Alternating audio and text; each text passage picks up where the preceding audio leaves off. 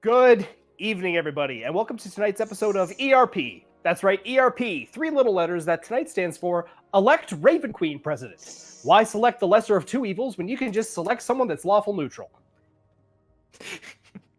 Why not? Hey, why not, right? So, picking up where we last left off last week. I phrased that poorly because I am excited. I am so excited. The Devil's Advocates, approaching the playwright, revealed to be Bill Mason, a character from their past,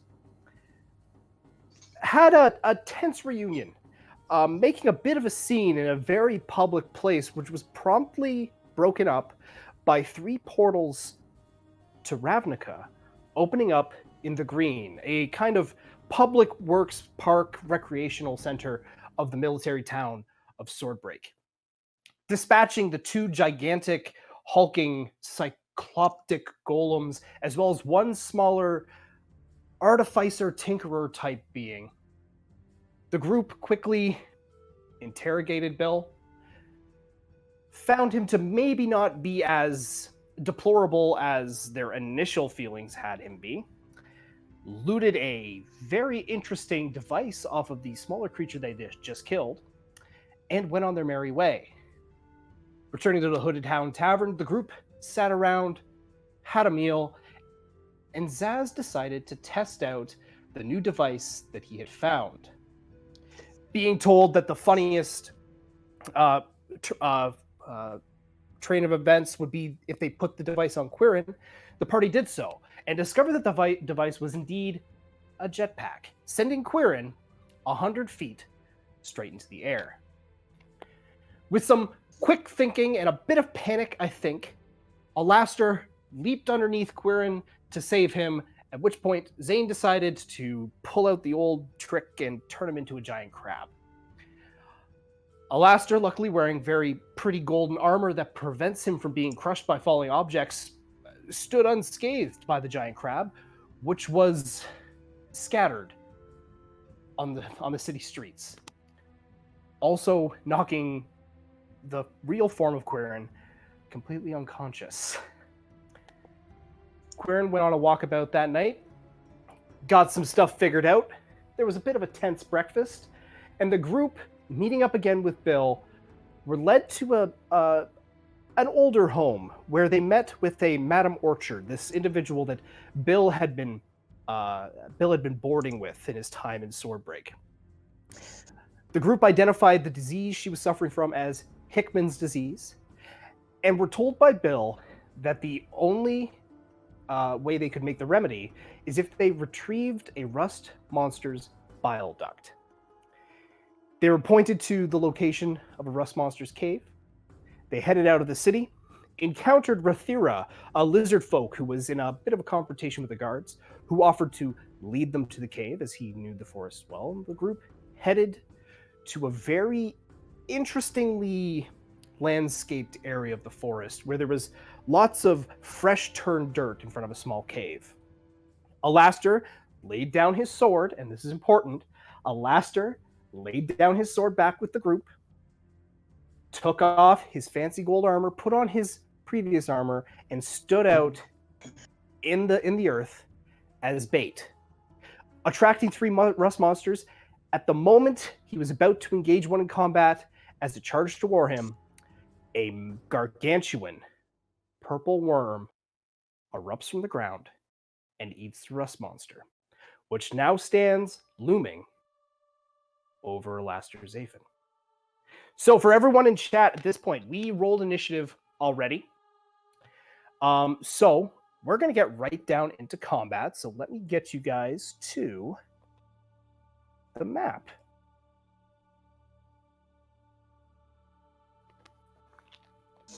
Tell me when everyone sees that.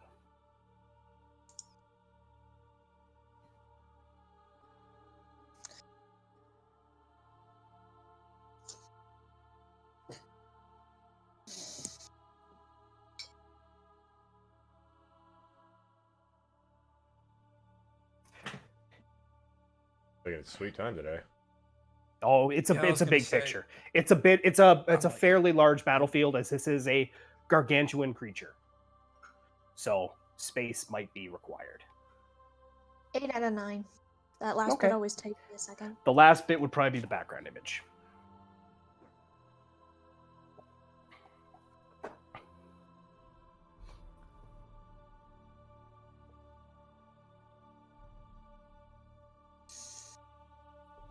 Ooh, it's taking a bit of time to load there. Yep. Weird. Cue loading music. I don't That's like interesting. jazz.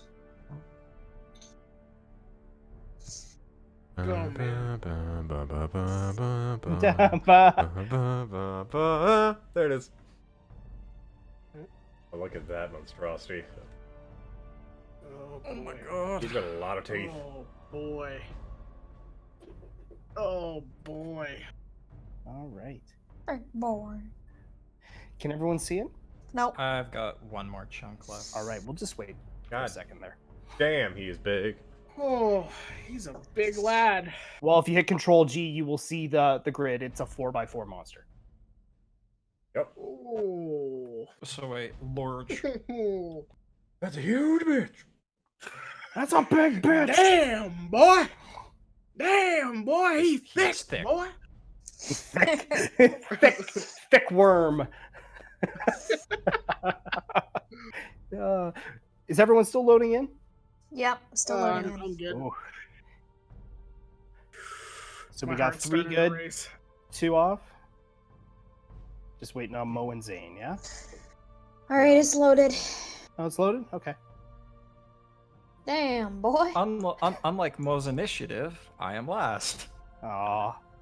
Oh, look at All right, little so we're just waiting on Mo? Yeah. All right. While we're waiting on him, could you guys just place yourselves where you were?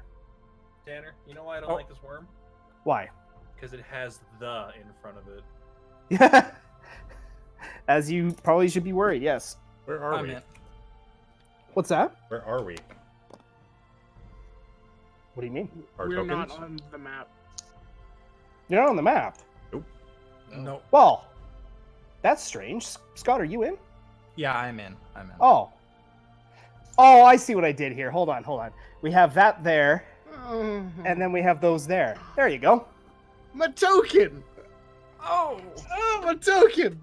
Oh, look at Oh, Look at it, pretty. no. Oh no, that's a long way. Oh no. So everybody, a lot to get to a last. welcome Oh no. to the new character art, done by Attack on Snacks. She's in the chat right now. See, Thank these you. are the smart people, and over here, all the way over here. And John, if you don't mind, just to show off those tokens, if you go to maps, there is one called Token Showcase. Okay. You can all see everyone's token. I'll let you guys soak it in because it might be the only time you get to see it. Don't be like this. Oh. Zaz. Zaz is looking other. What? Where am I? We were just. I have to load Don't Attract the Worm again. Oh no, we're good. It should be quick. Right. Alright, I am prepared to die. I love how close he is to it. No. He's so done. He's He's just he's so done. done. Top of the round, Mo and Zane. So we'll do Mo that's first. a long way. You are a long way, and Alastair doesn't have his sword. At this point, you guys see the purple worm erupt out of this earth. Mo, Zaz, Queer, and Zane, you all look over and you see Alastair's sword just sitting on the ground, and there's this moment of, oh boy. We'll start with Mo. Mo, what are you doing, buddy? I'm gonna grab that sword and just Okay. throw it at Alastair. Hawk going it. to throw- hawk it? Yeet. Yeah, hawk it. It's a Okay. big sword, so you got. It is a big that, sword. That bitch. Make a. You're 100 feet away. You're 100 feet away. Ooh.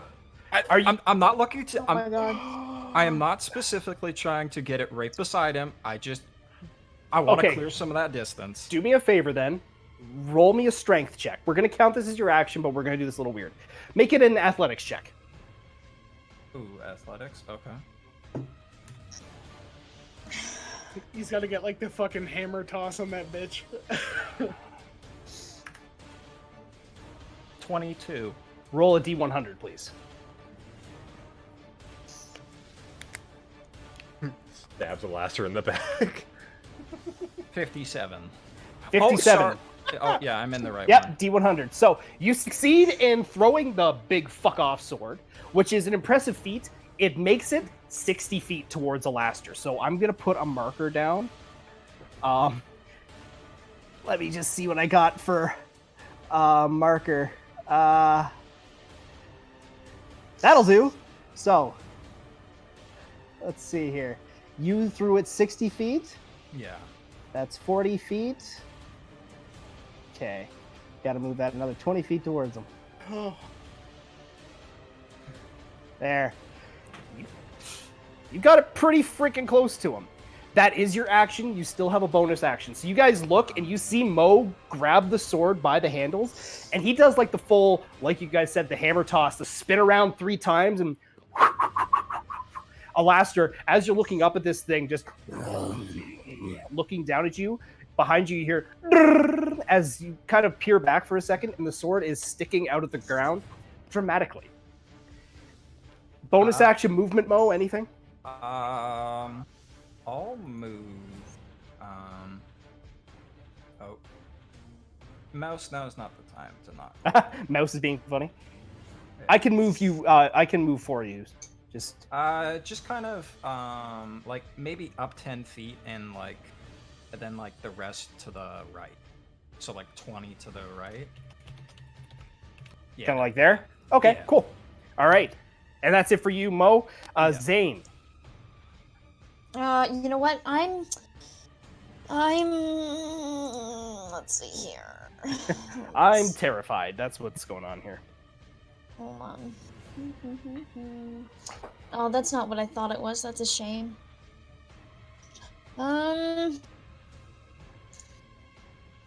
You know, I'm at a comfortable area where I can cast Eldritch Blast. I think I might do that right now. Okay. Yep. So go ahead. That's very fair. To be perfectly honest, that's very fair.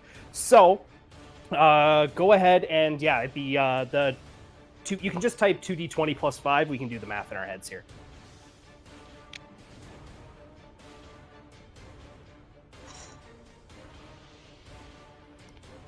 I can't type tonight. Oh, you're shaking. Okay, 26. 26 hits. 7 obviously does not. So you can roll your damage. It'd just be the 1d10 plus. Oh wait, sorry. It'd be plus 10 to hit, and it's a plus 5 to damage. Correct? Yes. Yes. My apologies. So that's a 29 to hit and a 12. Jesus. 29 hits. So go ahead, roll your 1d10 plus 5. Quirin, you are on deck. Yeah, I figured that. 1d10 plus 5? Yep, that'd be your damage there. 13. 13. Oh, that bites. So begins. So, as Mo is doing his hammer toss of the sword, Zane, you kind of weigh your options, and you look at this thing, you're like, man, that's pretty big. It's like, now, is it a really small worm close up or a really big worm really far away? You determine it's the latter and decide to use that distance to your advantage. Your first blast hits it kind of... Looking at it, Zane, you notice that it has multiple shifting plates. It's not as much a fleshy worm as it is kind of almost a series of different carapaces stacked on top of each other. And you manage to catch in between 2 of them, but your second blast just hits one straight and just completely dissipates over this thing's shell. That did some damage, and at this point, Alastair, you see, like, looking down at the sword, you see the beam go by, and you look up, and the worm hasn't flinched. Anything else from you, Zane? I'm gonna say no. All right, bonus action, wet your pants, probably. Bonus Quirin. action, wave goodbye to Alastair. I'm gonna move Just- over here behind this tree, Okay, yeah. and then I'm going to cast Spiritual Weapon at level 2. All right. That would be 60 feet in front of me. 60 feet in front of you. All right. Do you want to mark that just with the drawing tool? If you wouldn't mind?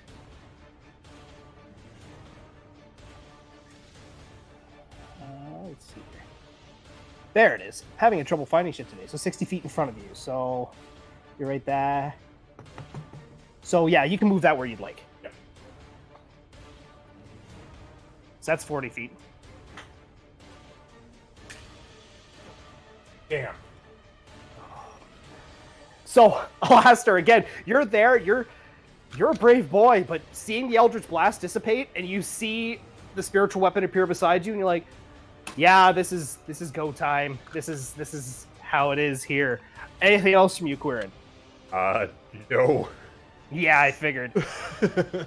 And let's turn it over to my almost favorite genre, Zaz. Almost. Well, you're not jazz. True. I'm Zaz. Zaz. I'm gonna cast Confusion. Okay. Read me Confusion, please. This spell assaults and twists creatures' minds, spawning delusions and provoking uncontrolled action. Each creature in a 10-foot radius, which it entirely encompasses, Yep. centered on a point you choose within range, must succeed on a Wisdom saving throw when you cast a spell or be affected by it. An affected target can't take actions and must roll a d10 at the start of each of its turns to determine its behavior for that turn. Then there's a little like A chart. So a Wisdom save. What is the DC on that save? 14, bruh.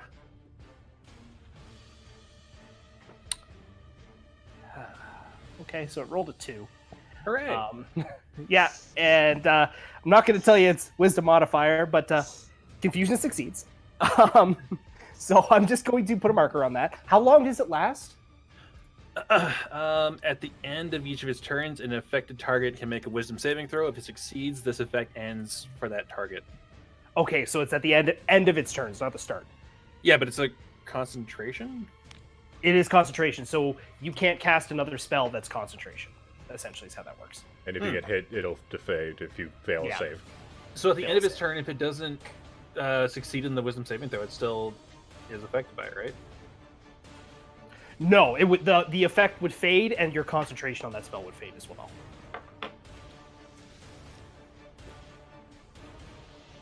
Because the Wisdom save would be to clear the effect, correct? Right? Yeah, but if it fails that, shouldn't it still be like under the element? Oh, if it fails that, it continues. Sorry, I misunderstood what you said. Hmm. Yeah, so if it fails that Wisdom save, it'll be confused for another turn. Yeah. Cool. All right. Anything else from you, Zaz? I'm gonna lean next to the closest tree I can and just kind of like watch Alastair. Okay. So, Alastair. Do you want to guess who goes first, you or the worm? Oh, it's definitely the worm, isn't it? Alastair, you're up. What would you like to do? Oh. The worm rolled real low on its initiative, actually. Okay. I'm going to look at the sword, look at the worm, look at the sword, and look at the spinning blade beside me. And then I'm going to duck under it and grab my sword. Okay. And I'm going to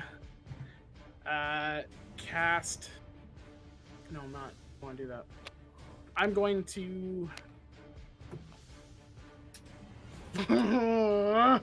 that was 15. I'll just Yeah. come here, I believe. I'm going to cast Hunter's Mark on it at first Okay. level. And then I am going to use a Malthea to attack at a distance. All right. Go ahead and roll to attack.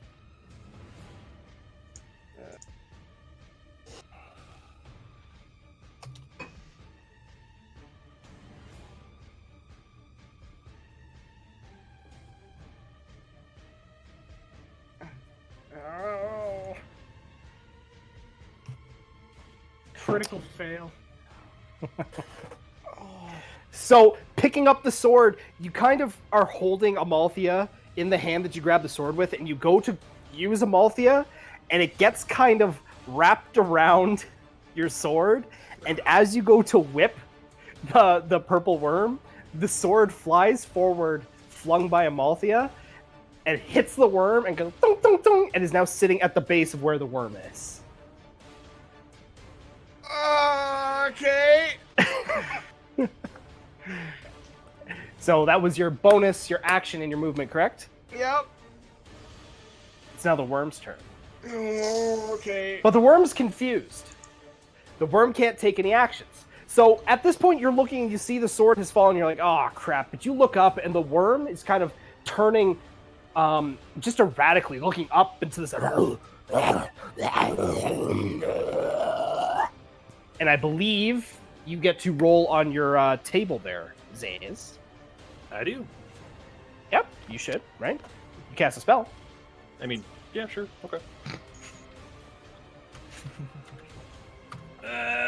2. Okay, 2 so to 2. 6. The creature doesn't move or take actions this turn. Okay. So it's just kind of looking around. It looks like it smells or hears something around it that's continuously moving. And unless you're relieved for a second, so the worm's going to take its wisdom save. 14's the DC. Mhm. Fuck. Okay, yeah, it's still confused. It's now Rathira's turn. And Rathira is going to... Oh, he doesn't have that much movement. He's going to move here. And is going to shyly pull out a tiny, hand crossbow. And he goes to take a shot, but it's a nat 1. Oh, no. Fuck. Okay. That's off to a good start. New recruit. Good job. Yeah. Let's see. How bad should he fail? Because Alastair's right in his way. Alastair, you feel a stinging pain in your ass. Like just, oh! You only take 1 point of piercing damage from that, actually. Rolled pretty bad. You kind of look, and Rathira just kind of turns to everyone and goes, sorry. That's going to end his turn. Mo, you are up. What would you like to do? Oh, again? Okay. Yeah. Already? Already? Oh, no. I'm gonna keep my distance for as long as I can. I'm just gonna hit him with chill touch. Okay. So let me roll.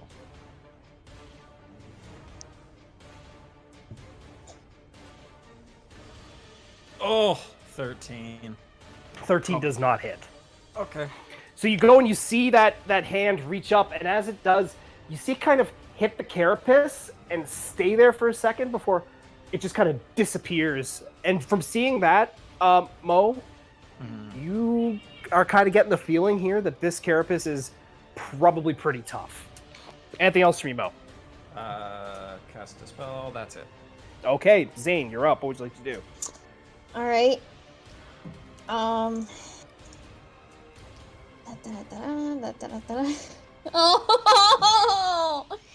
I didn't read that. What? Oh, I didn't read that. What?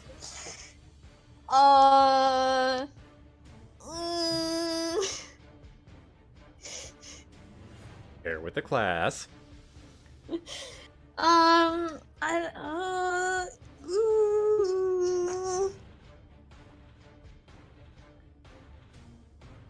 Okay.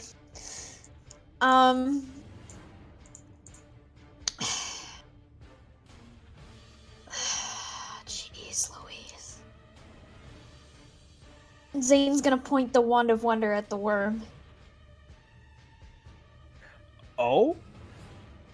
Yeah.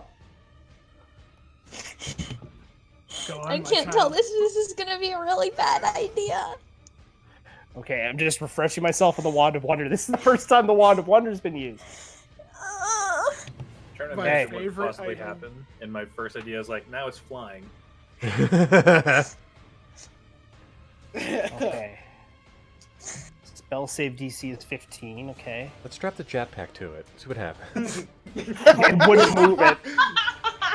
Jetpack flying worm. Just throw it inside. Let it do all that like. Right, my sweater has the internal- knife Okay, on it. so actually, this is your action to use. Yep. You get to roll the D100, Zane. Okay, right now? Yep. 30.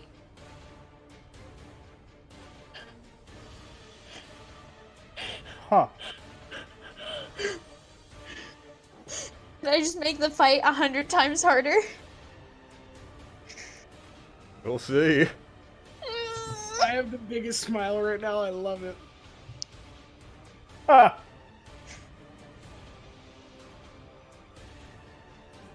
That's interesting.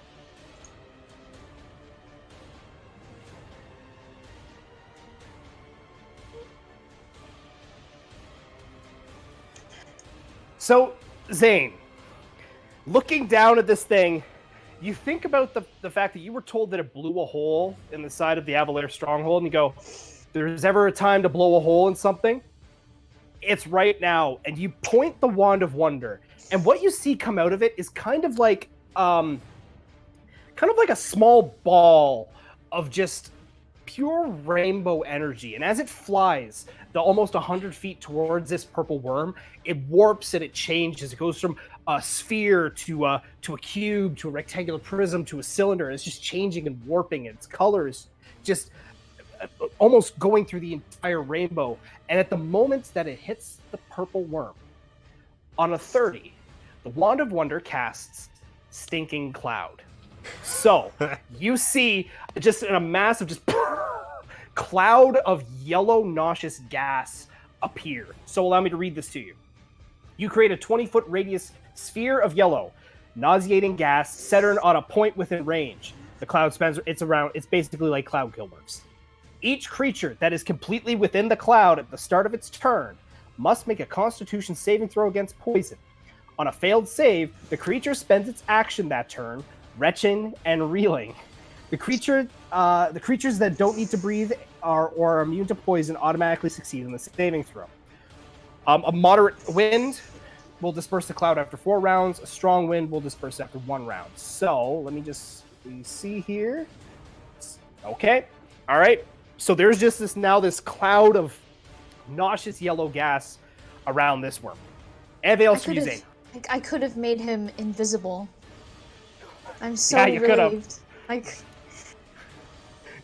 yeah, you could have. You also could have cast Lightning Bolt. So, Quirin, you are up. What would you like to do? I'm gonna move my spiritual weapon a bit closer, Okay. and then take a hit. All right, go ahead and roll to attack. While he's doing that, Zane, the Wand of Wonder only has 7 charges, so mark down 1 charge. okay. 19. 19 hits. Only 7 charges ever? I believe it's per day. Oh, okay. Yeah, every time you Charges. sleep, it gets recharged. Wait, that's not right. Yeah. What the fuck? The wand will regain charges at dawn. We'll cover that. Here. There we go. Oh, that was weird. Yeah. So 9 points of damage. So as you see the cloud kind of form, it starts getting thicker and thicker, and telepathically you control your spiritual weapon to go in, and you see some of the cloud kind of disperse and then form back around it, and you can hear the sound of... And have you ever used a grinder on metal that shouldn't be ground? Yep. That. Right. And then I'm gonna move over to this other tree and hide behind it. Okay. Zaz. Mm-hmm. Can I ready a spell? Yeah. Okay, I'm gonna ready a second confusion if I see that the worm kind of like shakes off the first one. Okay.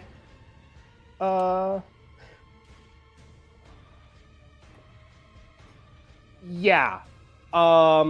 Just so you're aware, because of Stinking Cloud, it will probably be retching and reeling. So if it does shake it off, we'll just have a perception check to see if you're able to tell, or maybe insight. We'll do an insight check for that, which is the low DC. You can still do movement and bonus action as well, Moses. Leaning on the tree. Just kind of relaxing. I'm watching like, what the fuck is that? All right, I've never seen Alastair. this before. Yeah, I bet you haven't. Alastair, your sword is in that cloud. Okay. I'm going to use the whip to try and Indiana Jones it. Because I don't know what that cloud is. The last time I saw a cloud, it was fucking... Cloud kill. Okay.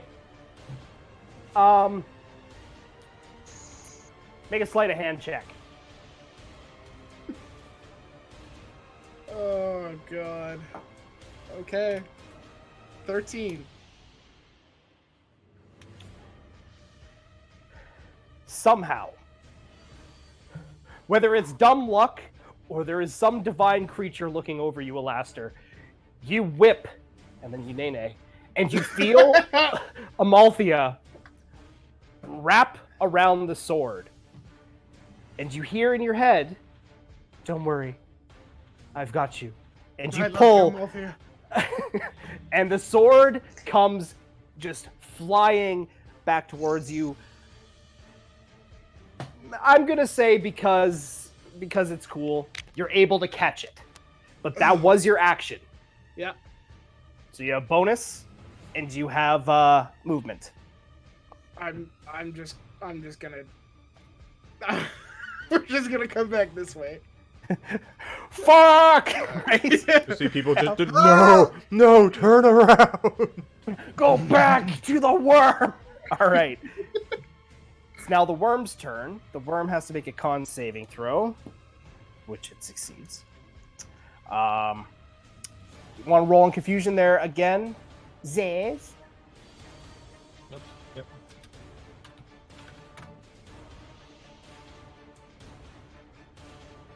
3. Okay. Same deal. Same deal. Okay, so, end of its turn. It's going to make that wisdom save. It's a 17.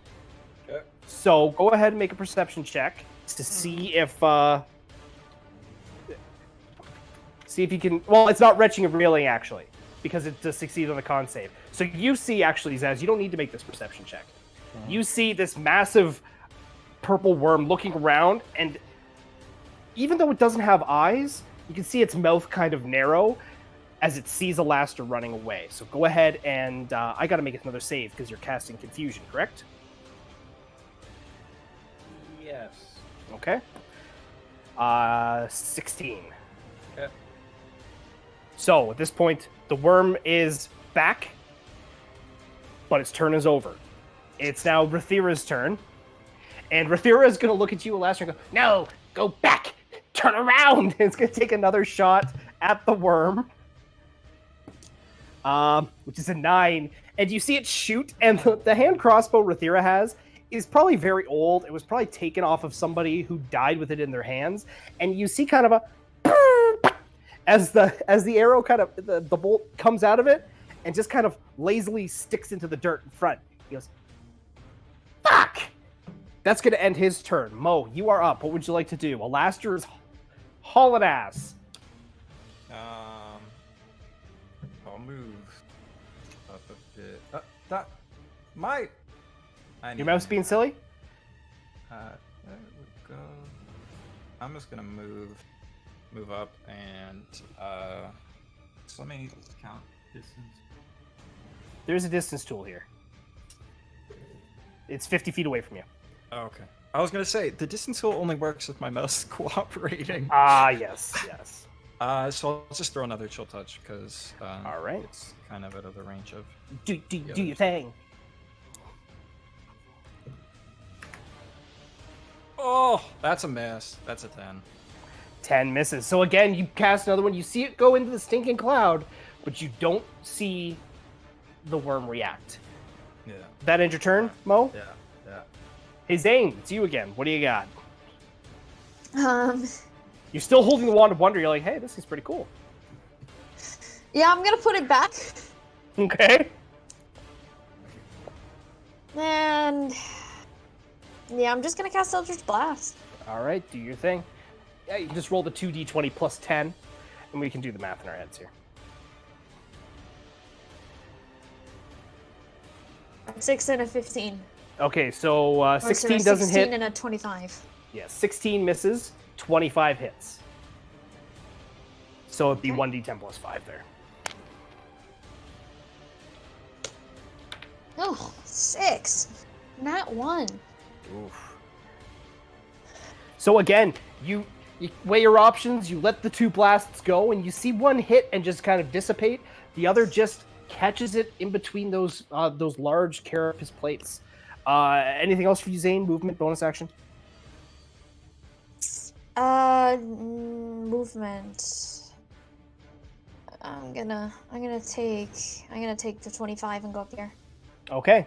Quirin, you are up. What would you like to do? Hit it with the thing. All right, do the hit thing. 24.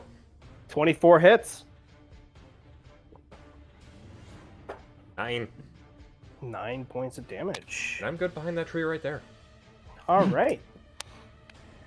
So, Quirin, you're just kind of resting there, and you're real tired. You're like, I got to stay awake. It's like, but your eyes are kind of drooping a little bit. And you look, and it's like, oh, that's a worm. Oh, do the thing, Glaive. That's it for you, Quirin? Yep. I'd like to think that I'm Alright. leaning it in like the opposite direction as Zaz. Like he's leaning Okay. up against a tree watching, and I'm like leaning up against it going, oh god. just a horrifying mirror. All right. Speaking of Zaz, what do you got for me, buddy? I'm gonna move on down to about here, Okay. and I'm gonna cast a. What would that be? Oh, Jesus. Second level moonbeam. What's the range on that? 120 feet. And Yeah. from here, yep, it's 120 feet. God damn. Where are you putting it? Right there? Yep. Okay. So that's con save, yeah? Yep. Con 14. That's a 29. Okay. Takes half damage though.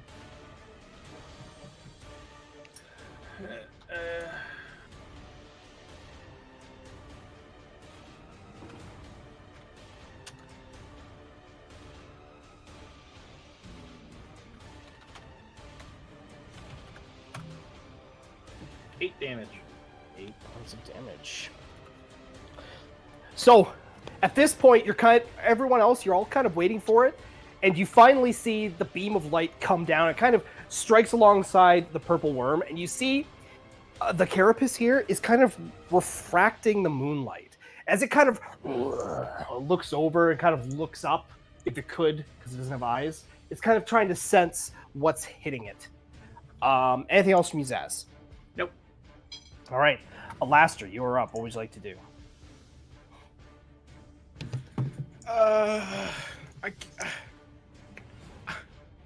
I can't hit it from a distance. What do we do?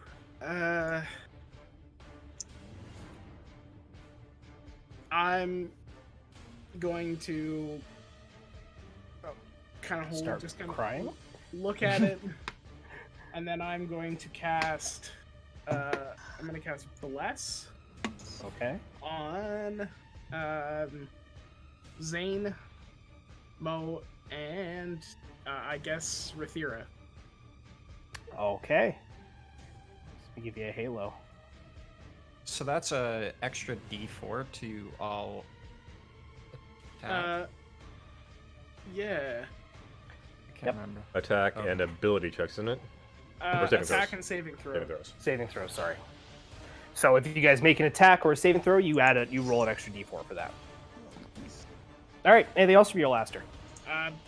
No, I can't do anything. Okay. It's now the worm's turn. Who's going to make the con save for Stinking Cloud? 31. So that succeeds. And the con save for the Con save, yep.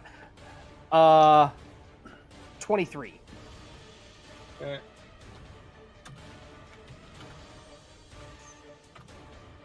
Total 6 damage. 6 damage. All right. So the purple worm now kind of focused in. Have you guys seen kind of cheesy monster movies where it goes to the monster's vision for a second? And it's like heat seeking. Oh no. It kind of and it looks and it sees 4 tasty morsels in front of it, and it is going to take a little bit of its movement, come right here to Alastair. No. Actually, it's going to come right here. Not And- necessary. Oh, it's very necessary. So the worm is going to take a bite attack against Alastair and a tail stinger attack against Mo. All right, Alastair, you ready? Uh-huh.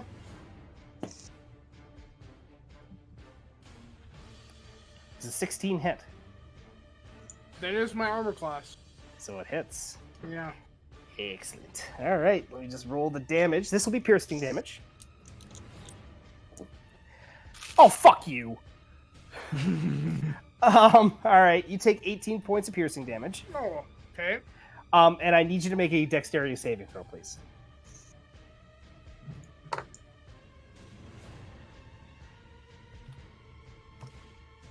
12.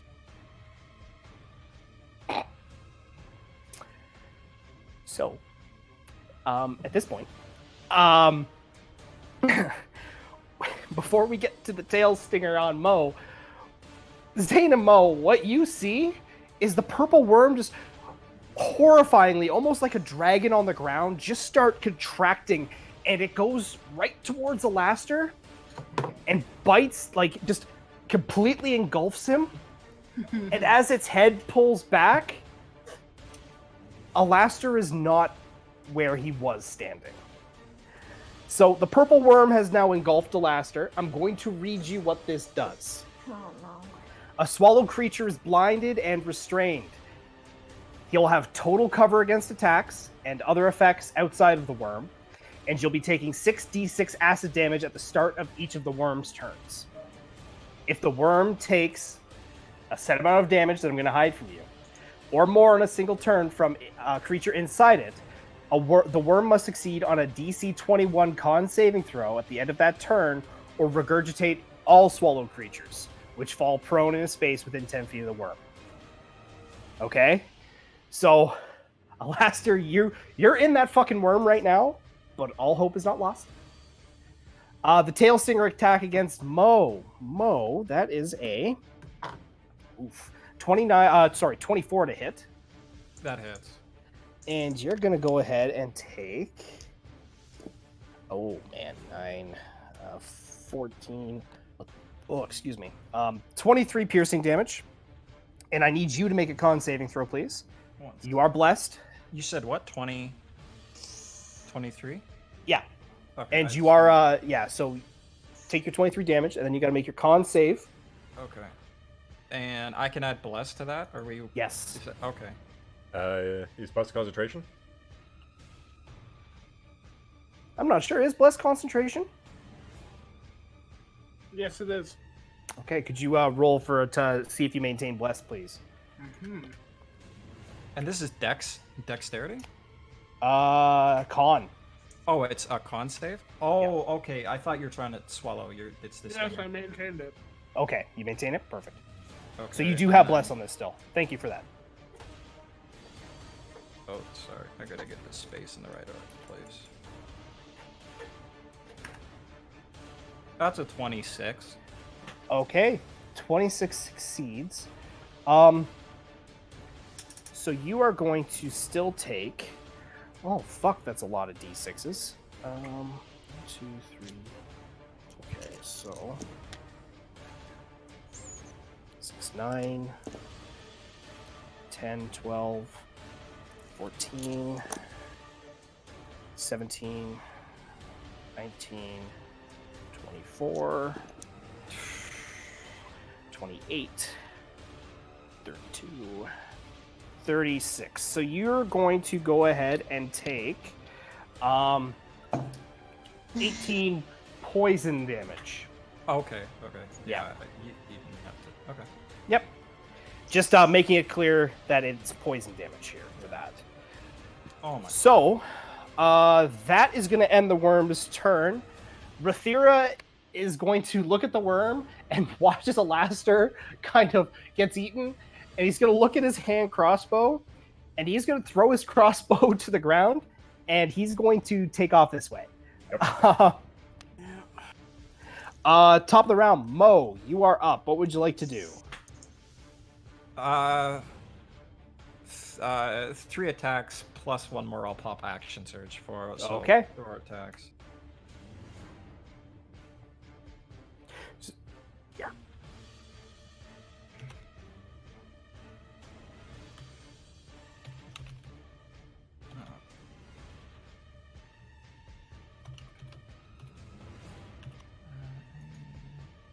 Sorry.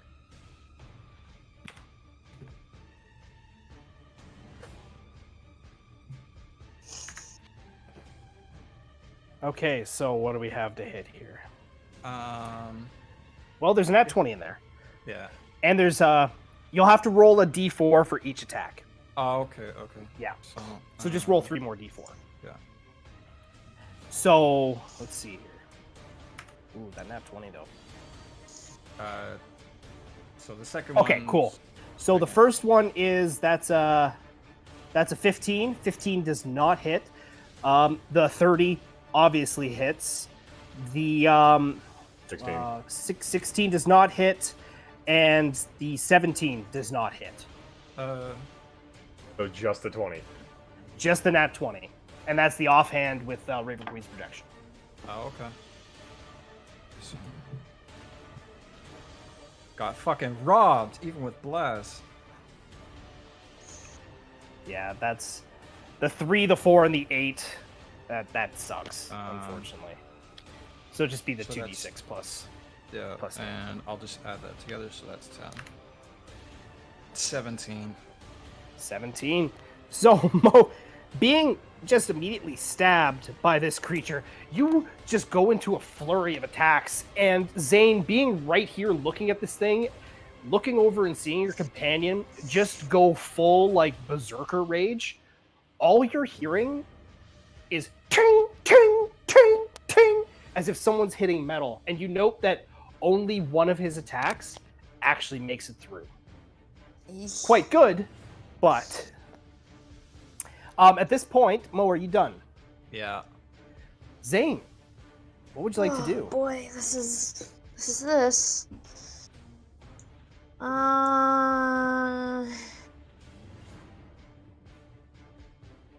Do I move or do I fight? Do I do both? I can see. I can fight. Rathira, I can run away. Yeah. Yep. Just be aware. Can the Zane, purple you are- worm? Go Sorry, ahead. you go. You go. I'm just going to say the purple worm does have a reaction. Don't come to me. Yes, come towards Quirin. Right No. towards Quirin. A reaction if I move? It can take attacks of opportunity. Yes.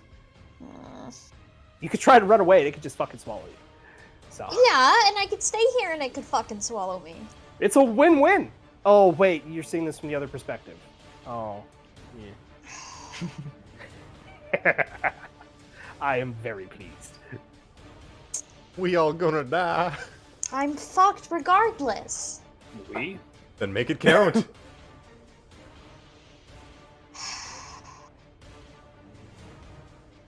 Now, be aware, Zane, Mm, you can take the disengage action. what's that again? You're disengaging from it, so you're going to dodge before you run, and you won't provoke attacks of opportunity. But that'll use your action. But you won't have an action that turn. Yeah, I'll go disengage. Okay, so you'll yeah. You So you disengage. Yeah. That's your action, your movement. You still have a bonus action. Do you have any spells or anything, cantrips that use a bonus action? No. Okay. After seeing Mo just ting, ting, ting, ting, ting, you kind of weigh your options. You're thinking, what do I cast? What do I cast? I cast Run Away! And you just fucking book it as fast as your long tiefling legs can carry you. Quirin, you are up. What would you like to do? That's a good 20 feet. Yep. Smack it. All right. Do the thing where you smack it. Go smack it. Tap it up, spin and tap. 22. 22 hits.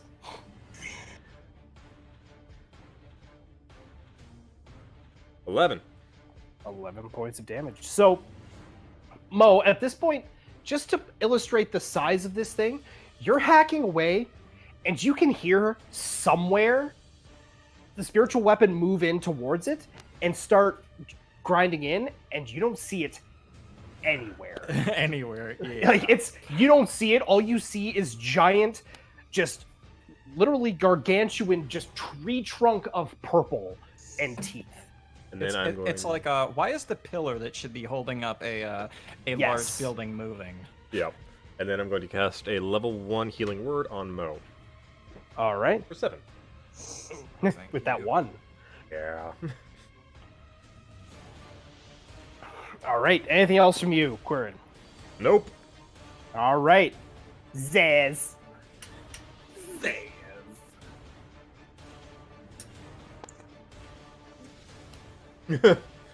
Would you stop moving away? Where did he go? I went from there to there. Oh, there you are. You kind of blended with the green. Okay. Yep. And I moved Moonbeam there. Okay. So it enters it for the first time. It's con save of 13. Okay. There is a god. 29. Oh my god. Holy shit. How much? 29. Oh, jeez. Look at that. Look at that number sandwich. All right. I like the immediate. Oh. All right. It's starting to look pretty rough. Anything else from you, Zaz? No, I'm good. All right, Alastair, you are up. So you are blinded and restrained. So you have your attack rolls have disadvantage, and you can't move. If you Obviously. if you look at random fun,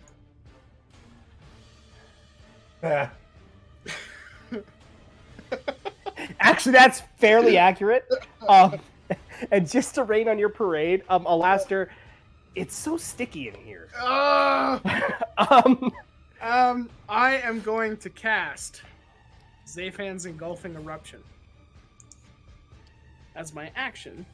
I'm gonna give a Okay. little heartburn.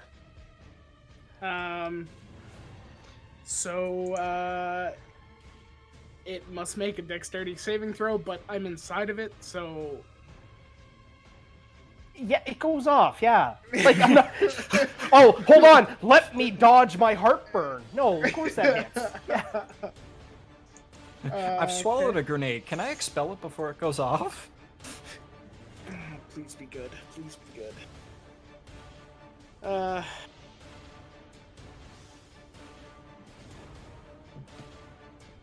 Yeah. Ooh. Ooh, 17 damage. Okay. Actually, and- oh, go ahead. Actually, what? That's 2 rolls in a row. That Oh! I've had 3 dice where it's been Max, less than max, yeah. and max. Huh, neat. All right, 17 damage. And then I am going to cast. Let me look at my bonus actions. Now, Zaphan's Engulfing Eruption is an action, so Is it? your Yes. bonus action would have to be a cantrip. Or it can be Hunter's Mark, Searing Smite, Thunderous Smite, Blinding Yes. Smite, or Misty Step. Yes. What? Yeah. I'm going to cast Searing Smite. Okay. Can't do any movement or anything, so that's me. All right. So it's the worm's turn.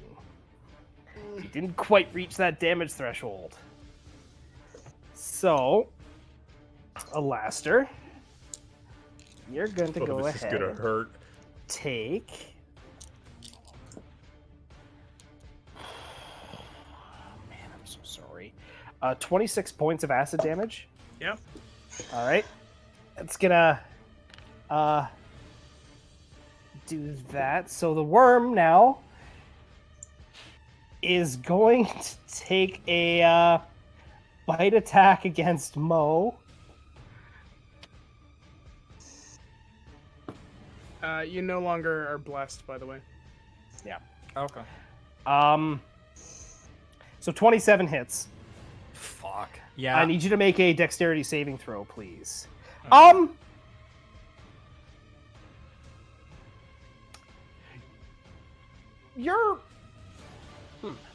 You're still within Alastair's range, actually. Like, he's still there. You just can't see him. So you do get his saving throw thing. Okay, so plus D4. Okay. Well, no, it'd be what do you is it a D4 you add to their saving throw, Alaster, or Yeah, saving I throws? know it's 4 plus 4. Just flat 4? Yeah. So let me check dexterity. Let me check my modifier because I never rolled it. Yep. Oh Lord. 17. Is your saving throw with all the bonuses? That's I have a +2, +4, so that's +6. Yeah, that's all of it. Oh, Okay, so you're gonna take 28 points of piercing damage. And Alaster, as you're there and you're kind of smelling the fiery, this like smell of charred worm, all of a sudden you feel a boot on top of your head. Fuck! And you look up and you see Mo, now inside the worm. Oh. It's pretty spicy on your feet, Mo. Just saying. Yeah, it's a little toasty in here. Ooh, this is bad. It's Rathira's turn. He's fucking gone. Top of the round. Mo, you are up. What would you like to do? Just You let me- disadvantage on all your attacks. I'm just looking at.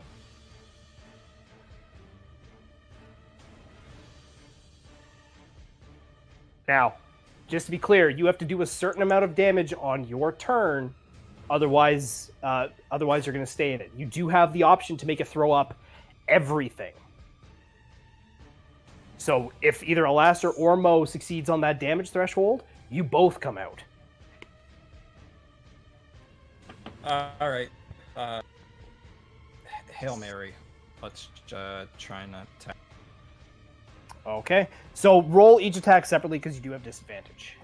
Okay. Yeah.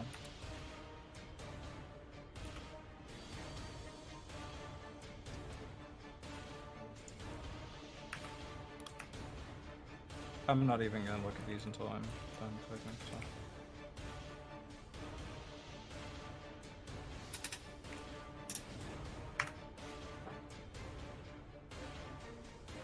The highest would be a 15. Nope. You just can't quite wiggle and it's really tight in there. Hell yeah. That's Mm-hmm. Zane, you're up. If you've got something big, Zane, I'd suggest it be the Actually, just- time. Ugh. Oh. Oh. Yeah, no. Is that hitting the creature? Yep.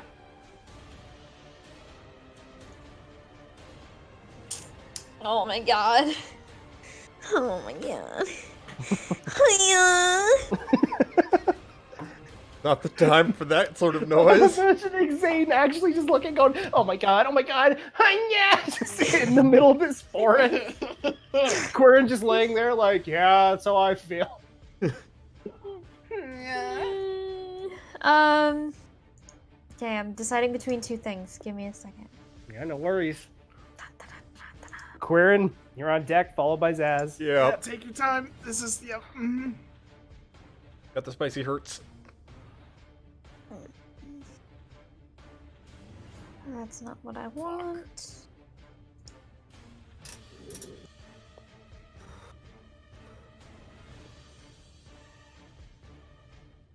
I want to. Fuck it, turn it invisible. Why not? You'd be able to see.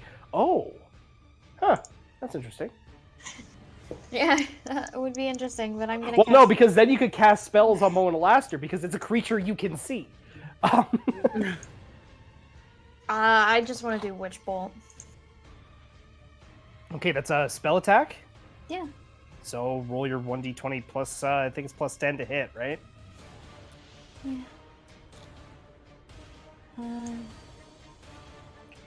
Sorry, what'd you say? Be 1d20 plus 10, because you have to roll a spell attack to hit. 26? 26 hits. That's what, 4d12? Yes. I'm pretty sure. Yeah. Yep. Okay.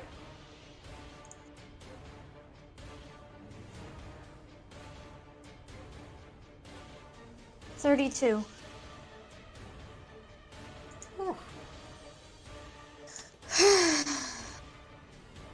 Okay. Does that end your turn, Zane?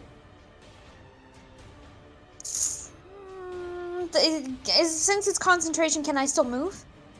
Yep. Yep. Concentration just means you can't cast another concentration spell. Can I get out of range and still be able to cast it? Well, you cast it, now you've moved. Yeah, but next turn comes up. Oh, I'm yes. Yes, you can. Yeah, as long as you're Alright. not hit, the concentration still sticks. Then I'm out. I'm out this way. Okay. Quirin, you're up. What would you like to do? Hit it with the top. All right, go ahead. 23. 23 hits. 9 damage. Okay. And then I'm going to hit it with Blight. That's kind of what I was expecting. So Blight is what kind of saving throw? Constitution, 17. So you know it's got a beefy con. Yep. Don't we all? Fuck off! Yes. That's what I want to hear. That's what I want to hear. It was in that one, actually. Oh. 33. There's a god. Mo and Alaster, you feel actually it get kind of dry and the stickiness kind of fades, and you're like, oh, this is pleasant. What the three of you outside sees, you see the worm kind of go straight up for a second and just kind of start shaking and kind of twisting and writhing as the purple goes from like a luscious royal purple to kind of a dull lavender color. Anything else from you, Quirin? Nope. Just gonna It's sit here still and weep. alive. It's still alive. Silently cry. This is past bloody. This would be considered wounded, though. It is wounded. Zaz.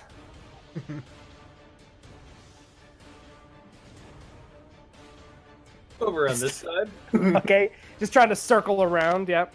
Well, I'm being followed now. Yeah. Part of the whole I want to stay out of this fight is please don't bring the fight to me. That's very fair. And then I'm just going to maintain Moonbeam. Okay. So at this point, Actually, real quick, sorry. Can I Yes. do I can't do like a skill check and maintain concentration, can I? it depends on the skill maintains it. check. I want to go stealth. Okay, you're trying to hide. So because Yeah. hide's an action. So yeah, you can use the hide action. So I can do that while maintaining concentration? Yep, you're not casting another concentration spell. Cool. Well, I'm maintaining a concentration spell. Yeah, but I mean, you're not casting another concentration spell. I misspoke. Mm. So, yep, you can Cool. you can hide. Yeah. I'm gonna All right. hard. You successfully hide. That's just the hide action. You're now hiding. So other people will now, if they're looking for you, they will do a perception versus your stealth whenever that comes to it. Thane running through forest. Zaz, help! Zaz! Zaz? Where'd you go? Zaz? That's a really thin Um, tree. Yeah. Zaz is just mushrooms. I mean, look at them. Look at all those mushrooms. He Look just at all lays those down. painstakingly drawn mushrooms. Zoom in on those mushrooms. All right. Look at him. All right. So you're maintaining Moonbeam. Mhm. Oh, it's already on it. Perfect. Okay. Alaster. Okay. I am going to. I'm going to attack twice. Okay. At disadvantage. This is the first one with the smite. So 10. Nope. Matter of fact, you go to grab your sword and you kind of slide in further. All right. First one does not hit, obviously. Shame, because that second one would have. Yep.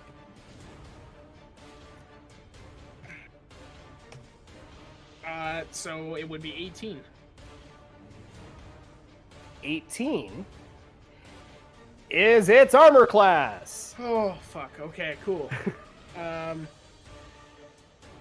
So we are going to do.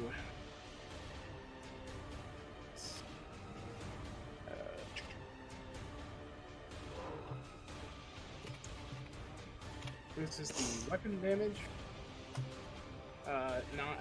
Nope. Okay. So it is so 12 damage to the weapon damage, and with the spell, it must. Man, yeah, just an extra 1d6.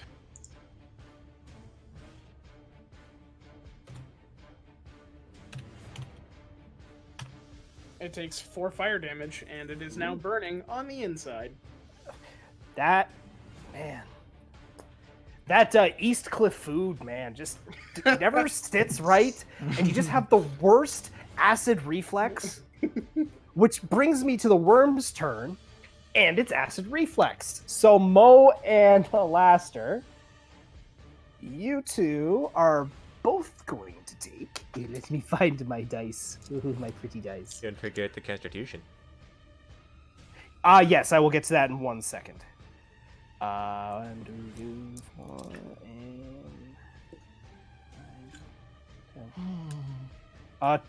21 acid damage to each of you. I'm And then the unconscious. I'm also unconscious. Fuck. 13 on the con save for Moonbeam. Okay. Okay. So that is damage. 24. Oh, guys. Oh, this is so bad. Oh. All right. So now the worm can take its turn. One sec. How far are you guys?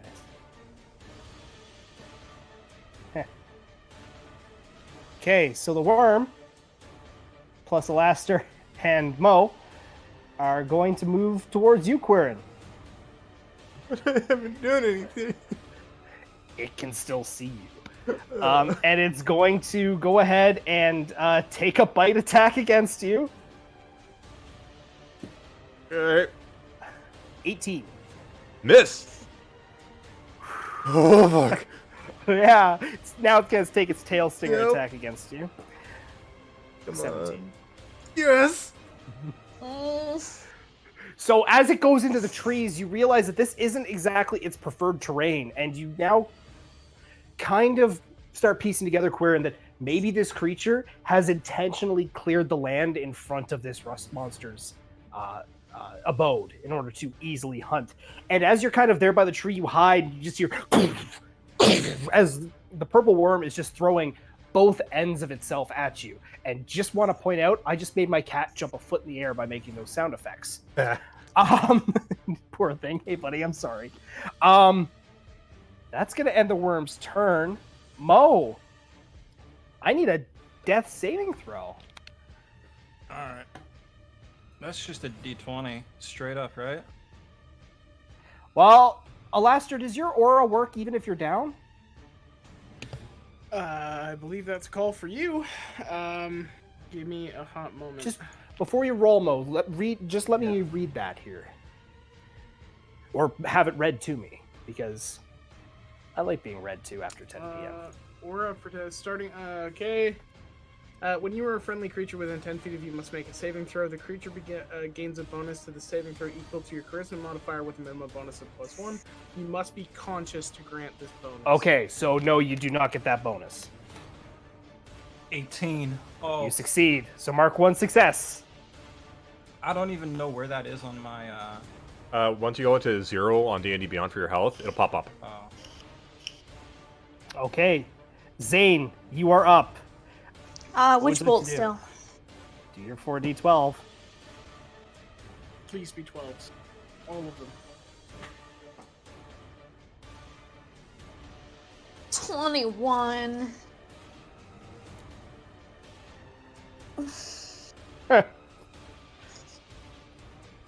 So here's a fun fact.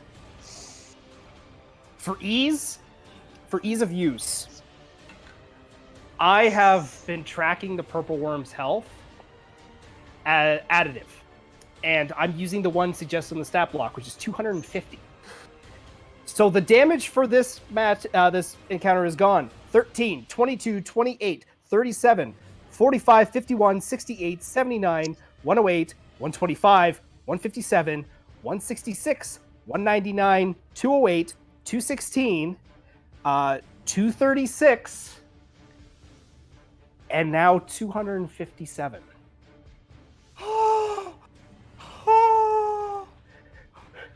Meaning that the purple worm kind of, after slamming down twice at Quirin, it comes up for a third bite attack, and you just see it, and it kind of stands up straight and just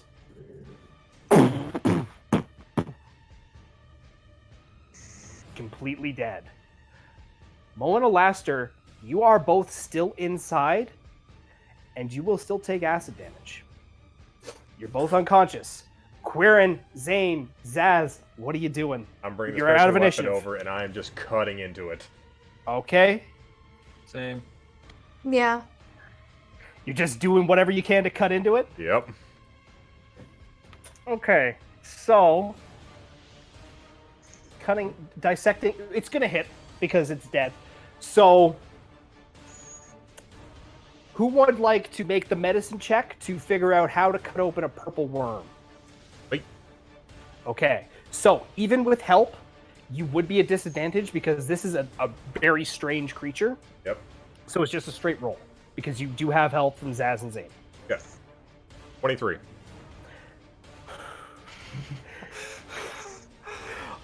Okay.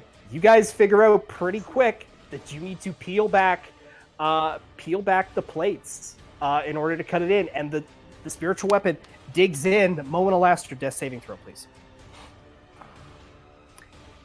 Time is passing, and you're taking damage from the fluids. Failure. 12. Success from Mo. All right, so Alaster, buddy. All right, the worm is open. You see them. What are you guys doing? Pulling him out, healing word. Pull him out, yeah. Who are you pulling out? Because The one that's on each of top you have would be Mo. Yes. So Mo be on top. So I'll grab So him Mo's first. being yanked out first. Yep. Okay, and then there is 3 of you there. So Zaz, Zane, you guys are I'll grab grabbing a Alaster. Alaster. Okay. Yeah. Pulling him out. I'm gonna look around for any kind of loot. All right. Inside the creature. That's very fair. Go ahead and make an investigation check. You got it. And All right, that's and you're not healing word, Mo. Yep, 10 hit points for you, Mo. Oh. Then as soon as I can, I'll do the same to Alaster. All right. Takes about 6 seconds. Yep. 16 on my investigation. All right. So looking around, a lot of what's here has been either eaten, chewed up, or dissolved from the rust monsters that make this place their home. You do, however, find what's the word I'm looking for here? What's it called? A flail. I'm just gonna call it a Morningstar, but that's wrong. But you do find a flail that seems to have miraculously survived. Looks pretty nice. It's a +1 flail. Alaster, you get 10 as well. Okay. Everyone's back up. Quirin, with a 23 in the medicine check. Yep. The parts of the rust monster are still in this purple worm. Gonna grab it, take it out. All right. What are the rest of you doing? Swinging my Breathing blade. heavily. Okay, one at a time, guys. So, Alaster and Mo, because you guys just popped back up. Stumbling away from this creature and I assume Terror. I'm on the ground. So Yeah, you're laying on the ground, just half dazed. I'm just like grabbing onto the nearest thing, which I assume is Quirin's leg. Yep. So I'm just like like barely awake, just like, oh, that was rough, holding Quirin. Okay. Just staring down at him, just why? Long day. I'm gonna swing my flail around. Okay. Swing him That a guy's a final flail. thing. Swinging the chain. Swinging the Zane, you're just sitting there like, oh god, oh. Yeah. All right. Zane, make a nature check with advantage, please. Sorry, did you say Zane? Yes. Nature.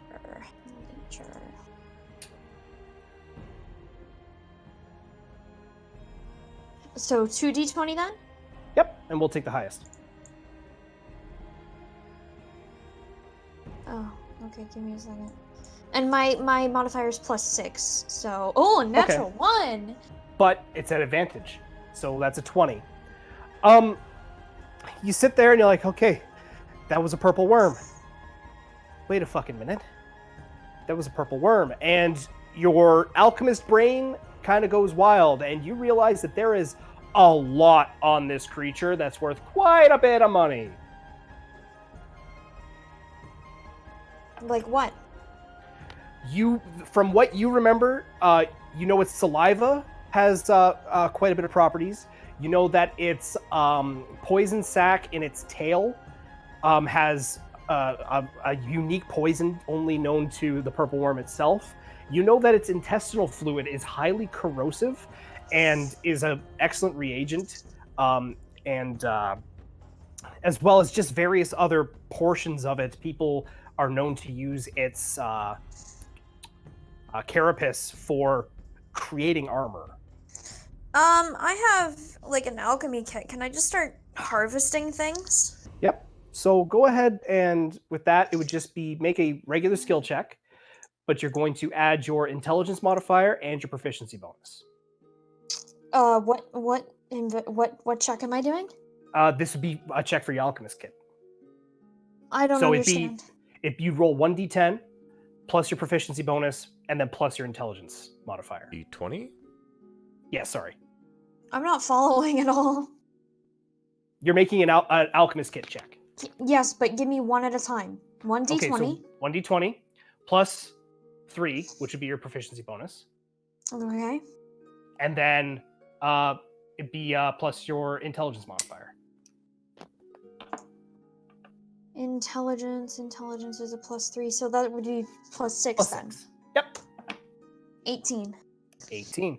The rest of you kind of see Zane kind of have a aha moment, and he reaches into his pack and he begins pulling out a number of vials and stuff like that, and just very carefully begins scooping up different bodily fluids and ichors and stuff that are on the purple worm.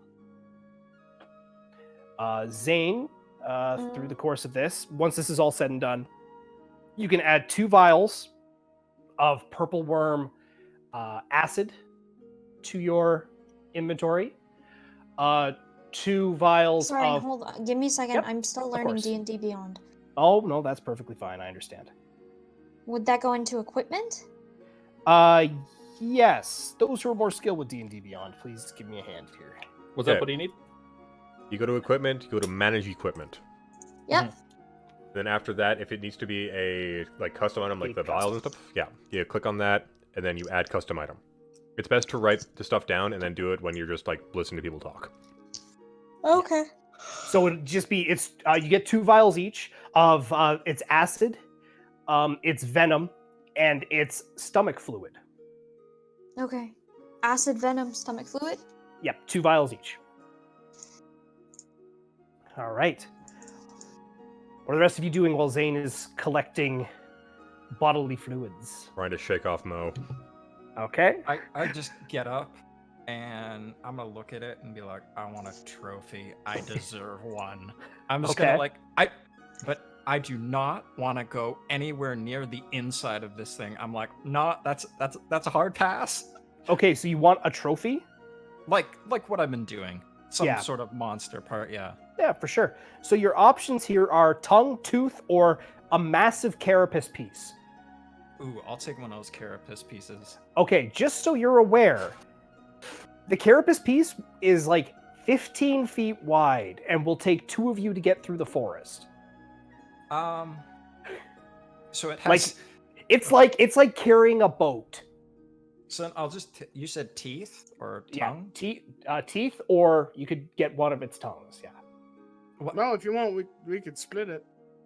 I'll just take I'll take a tooth and like, if you want to carry a piece, I'm sure somebody can make something. Yeah, sure. Let me just get off the ground Yeah. and I'll help you. Laster, you get up off the ground. Very Laster, at this point, shaken. you look back and you see Quirin's sitting there kind of like, oh, sweet Jesus, everything sucks. And, you know, Mo is collecting his trophy and Zane is doing science. And you kind of look and there's Zaz in the back just swinging his flail. And that's not a euphemism. So that's what, purple worm tooth? Yep. All right. What are you guys doing? I have the lust monster piece. Now we can go Oh back my and god, cure please the leave. Let's go. Yeah, let's Mo, get out of here. Mo, let's get this carapace and drag it out of here. Don't forget to put back on your armor. Right. And I'm just dazed. Mhm. No, Also, don't while have I'm my sitting actual- here, I'm gonna pop my, I'm just gonna, because I don't know what the fuck's gonna happen. I'm gonna pop my second win, so just let me roll that. Yep, for sure.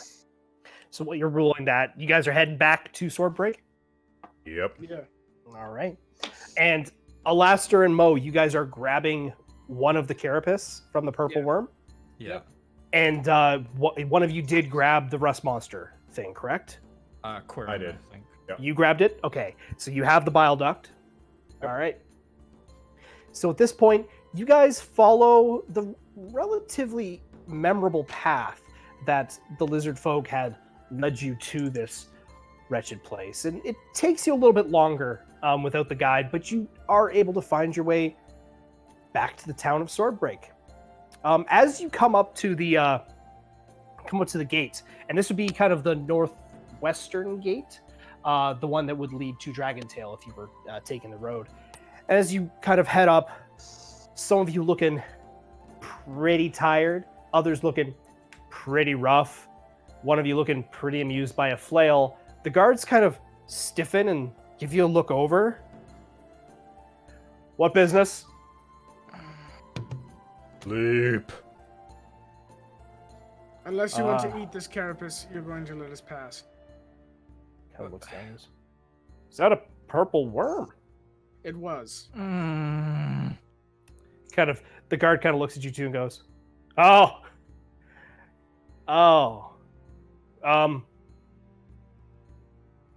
I'm sorry if my laughter is offensive. Did you leave with more?" And No, we came back with the exact same number.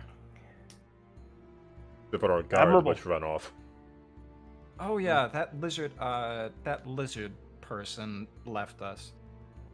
And I don't think I should be surprised. well, there's many good taverns in town. I'm partial myself to the Hooded Hound.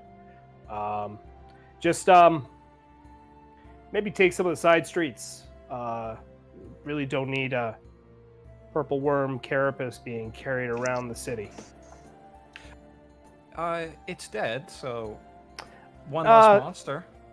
Yes, it does, however, raise attention and suspicion. Many of things. Just be aware that piece right there is very expensive. Actually, is it a DM? Just a Yes. question. It's just the carapace piece. Is it dry or whatever? So it's it's like almost like a shell. It's like a 15-foot by 5-foot shell section. Imagine it was made entirely of toenails and we peeled one off. Oh no, Yeah. I'm just Yeah. I'm just let me look at quick. Can But I it just would- it's- take Go ahead. Can I just take my bedroll and I'm just gonna cover it. I'm just gonna drape, Drape it over. Drape Okay. it over. Yep, Alastair, for sure. we will cover this thing up. Sure, whatever. I don't care. Let us go. All right. Well, go on through. He kind of just watches as you all walk back into the city of Swordbreak. You guys are headed where? The Hooded Hound. That's where. Head to the Hooded Hound? All Yeah, right. yeah. Walking through the city of Swordbreak, you're getting quite a few looks. Alastair and Mo, both of you look pretty rough. There is definitely some kind of ichor that's falling off of your boots. And you're carrying something very large, and it's hidden as well. So a number of people are kind of giving you the side glance, but you are able to make it back to the Hooded Hound Tavern without any interference.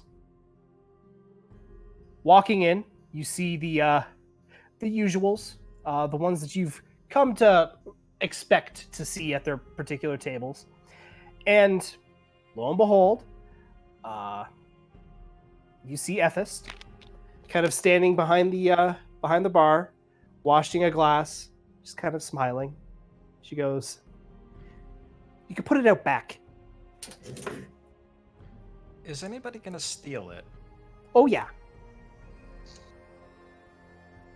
Quirin, you wanna Huh? have a carapace in your room? Why would I put it in my room? You're the ones who I'll want it. put it, Alastair. We can put it in our room.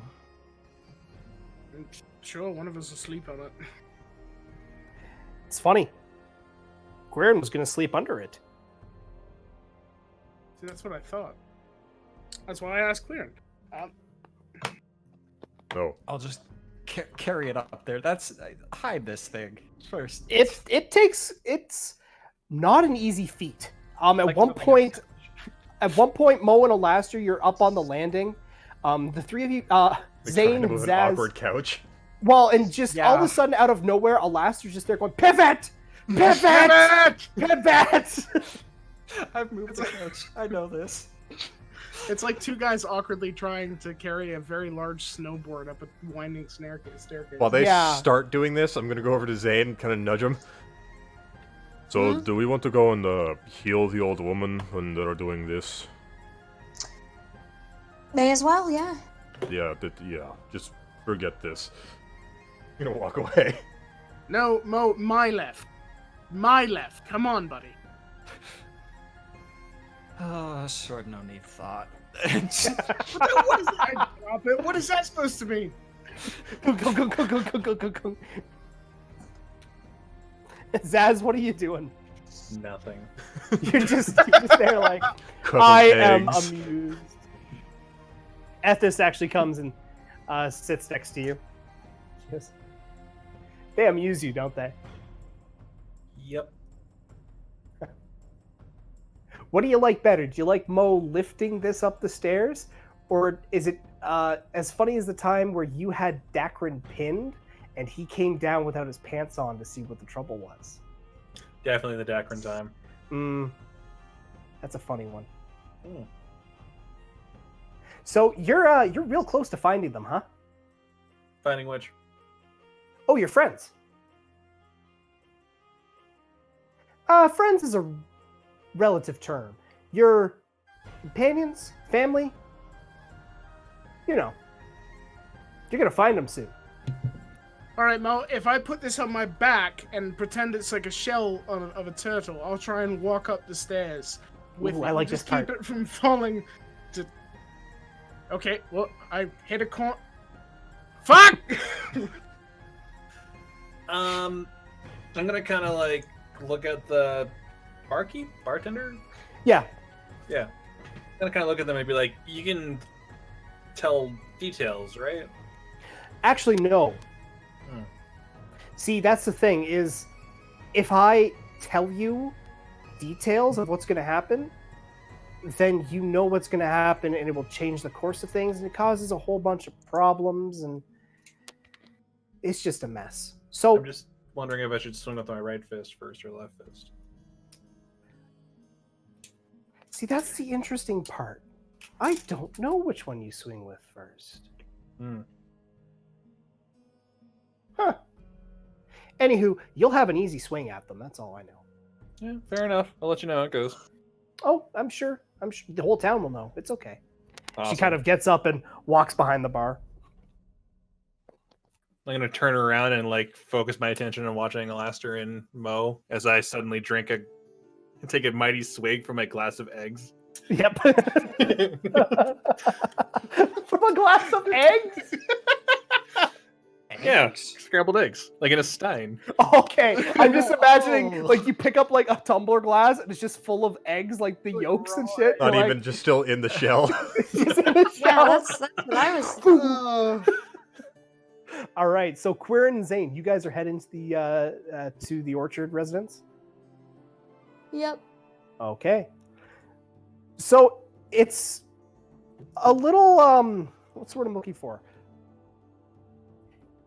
It's a little bit jarring coming from traveling through a forest to traveling through such a regimented and just neat city in terms of its design. But you are able to, through memory, eventually able to return to the Orchard residence, the tall, musty house. Stand outside the door. At this point, it's like maybe 4 p.m. I'm not good with the alchemy or potions and such, but I'm good with the medicine. So I think you should take the lead on this one. Okay. Thump, thump, thump. A moment passes, and you hear. And the door opens. It's Bill, and he kind of looks at you both and goes, "Hello!" It's just like much too loud. Yep. Like, he goes, Yeah, "Oh, Zane winces. sorry, I'm not supposed to use my theater voice when I'm in the house anymore. It wakes up Madam Orchard. But, did you get it?" Yes. I look at Quirin and say Yep. yes too. Pull up like the still sloppy piece. "Oh, hello. All right. Do you want to do this now?" No, I want to wait until tomorrow. "Oh, all right. Goodbye." And he closes the door. I'm kidding! Please. He opens the door. He goes, "Well, that just makes a lot more sense. All right." You Bill told us can't she set had off like 12 sarcasm. hours. "Oh, I just don't want to step on toes. Please come in." And he leads you in and takes you back up the stairs. And kind of leads you into Madame Orchard's room. And it's a very musty room, and the shades are drawn. She kind of leans over and goes, "Oh, good. You brought me mountain medicine and a devil." And she kind of rolls back to the other side. She kind of, Bill kind of turns and goes, "Yeah, the elderly, am I right?" "Yeah. So, that's all the stuff there." And he points to the assortment of ingredients. Okay, can I put it together? All right, so you're gonna do another check with your alchemy kit. So that would be the D20, plus your proficiency, plus your intelligence. So it'd be +6. And So 1d10 plus 6. I'm gonna do like the nursing home thing, fluff the pillows, make sure everything's okay, warm drink. 1d20 plus 6? Yep. Even though my 14. medicine's higher? Yes, because you're making a potion here. Okay, making- my medicine's yeah, not you're- higher. Yes. It's not exactly an easy one to make. It takes time. And Quirin, as you're tending to the woman, she's kind of giving you the side eye every now and again, rolling over. You can see she's looking rather gray, actually. Zane, there's a couple scary moments where the reaction that you're expecting doesn't happen immediately, and you kind of go, "Oh, not," and then it changes. You're like, "Oh, thank goodness." And when it comes to that crucial moment where you have to add the rust monster's bile duct extract, you pause and you can see your hand shaking. You drop it into the vial, And the potion, which was kind of a rich yellowish golden color, turns into a dark brown rust-colored salve. And kind of turn to Quirin, you hold it up. You have successfully created the temporary antidote to Hickman's disease. Okay. All right. So you're passing it off, or are you giving it to Quirin, or? I'll pass it off. All right. Who are you passing it off to? Just Bill, or? You know, I'll give it to Bill. Okay. She might take it easier if she's getting it from Bill. Good thought. That's a good call, actually. Bill kind of looks at it and goes, Madam Orchard, believe we have the potion here. And she goes, all right, well, if you don't mind feeding it to me. Goes, well, here goes nothing. She gives it to her, and she takes a sip. Goes, all right, well, this could take a moment or two. Could I interest you two in a drink or something downstairs? Sure, why not? All right. Kind of leads you downstairs. Leads you into a small kitchen where there's a number of bottles set up on the counter, and he pulls one out that's kind of a brownish color, and pours 3 drinks, and kind of holds one up, and goes, to reunited friends.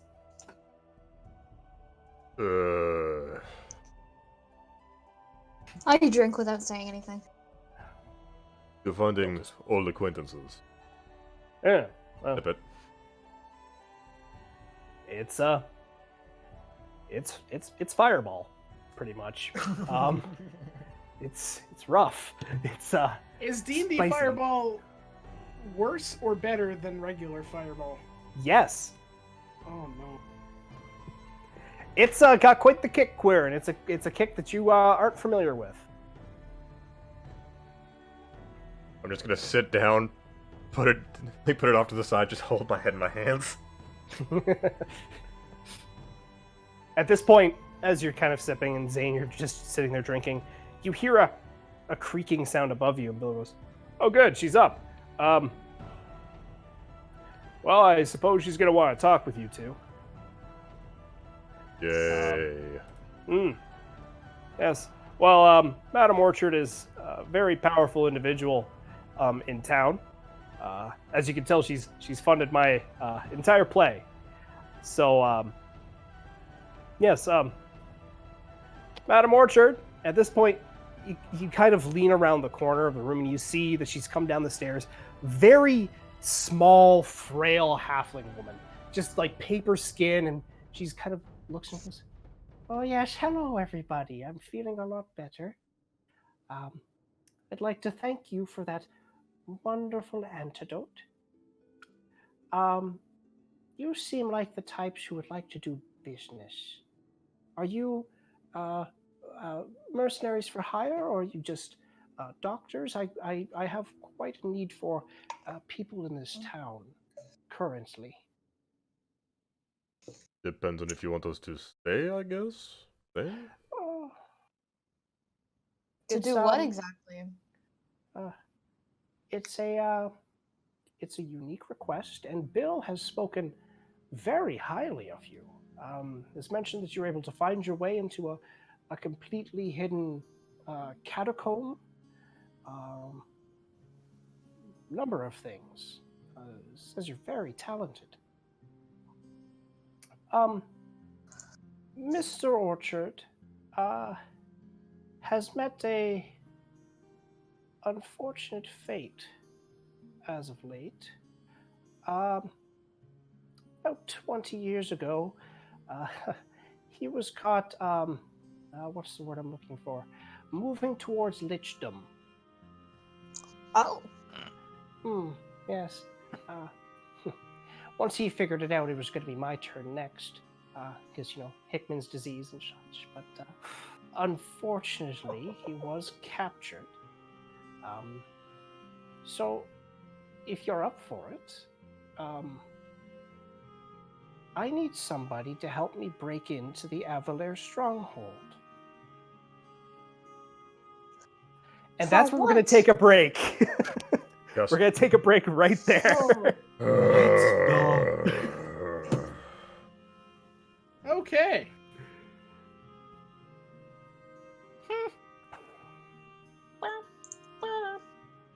All right. So we're going to take a short break, take dogs out, stuff like that. So we'll return in approximately, let's say 10, 15 minutes. I have something I wish to snack upon. I do have a hankering. So, For what? For what? for cake. For cake! Yes. So actually, if I could make a request, Jan, Yeah. instead of the "we'll be right back," why don't you put up that token showcase and Yeah. have our brand new tokens up there for our break? Because look at that. Look at that horrible upside down Olympic rings. Look at that.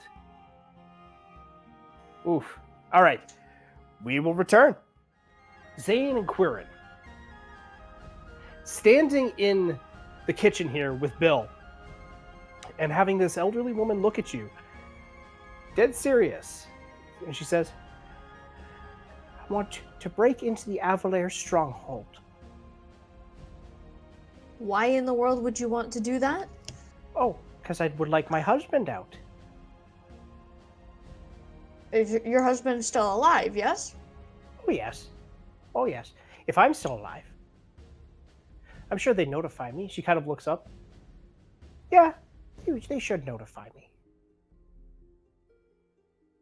So the prison where individual cells are made to keep people where they are because they don't want them running around doing random terrible things. That'd be the one, yes. And your husband is becoming a lich? So here's the thing. And she kind of she has a smile on her face like, okay, I should have expected this question. She's like, so the lichdom thing isn't more for the power, it's just to stay alive.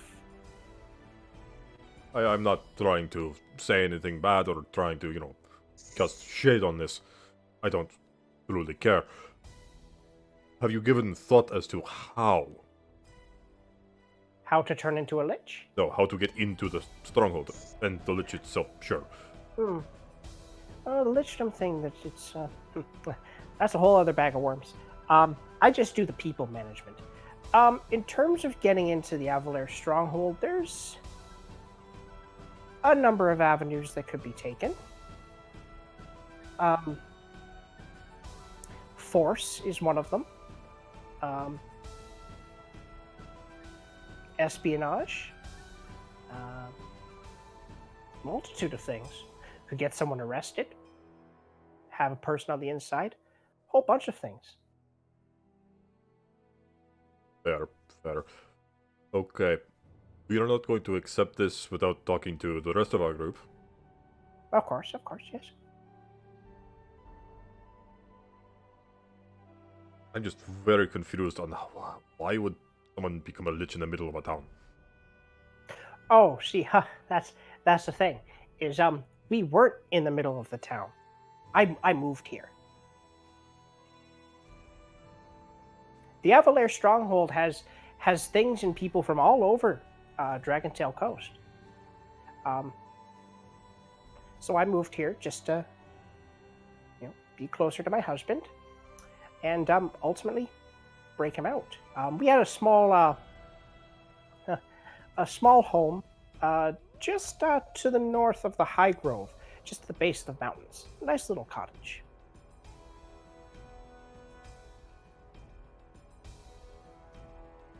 Any questions, Zane? Like you said, I'd like to talk with the rest of our party before we accept anything. And Bill's kind of at this point, you kind of look over and he's just kind of standing there, just kind of wide-eyed, just shaking his head. Bill, you choose the strangest of peoples to work for. Yeah. So it would appear.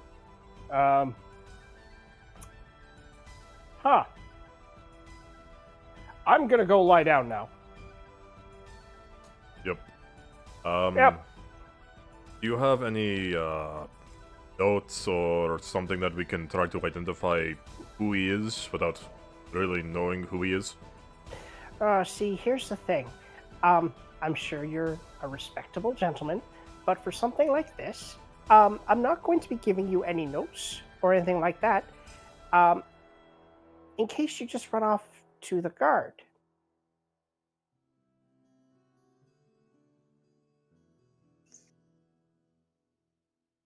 Well, I think that's fair. either way, we know that you want to break your husband out and know that you are in league with somebody who wants to become a lich.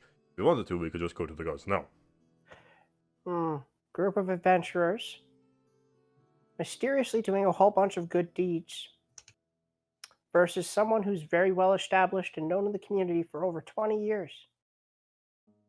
It's an interesting one. I'm sure we could come up with a case as to why you're trying to fool everybody. It won't be hard. We are wanted for murder. Huh. Okay then. All right.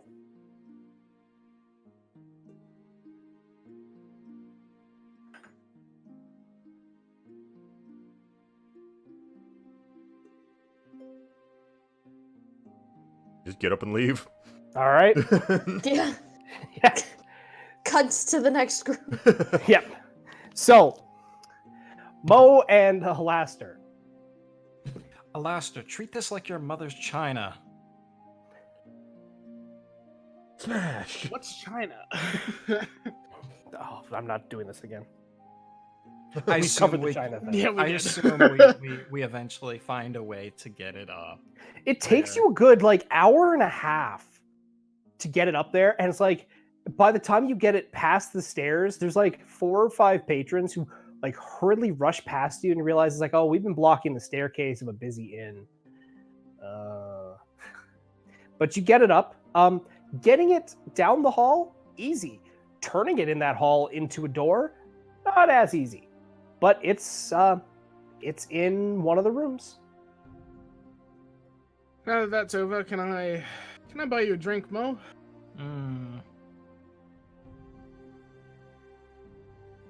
I wonder how it went with the old woman. Either she's dead or she's not.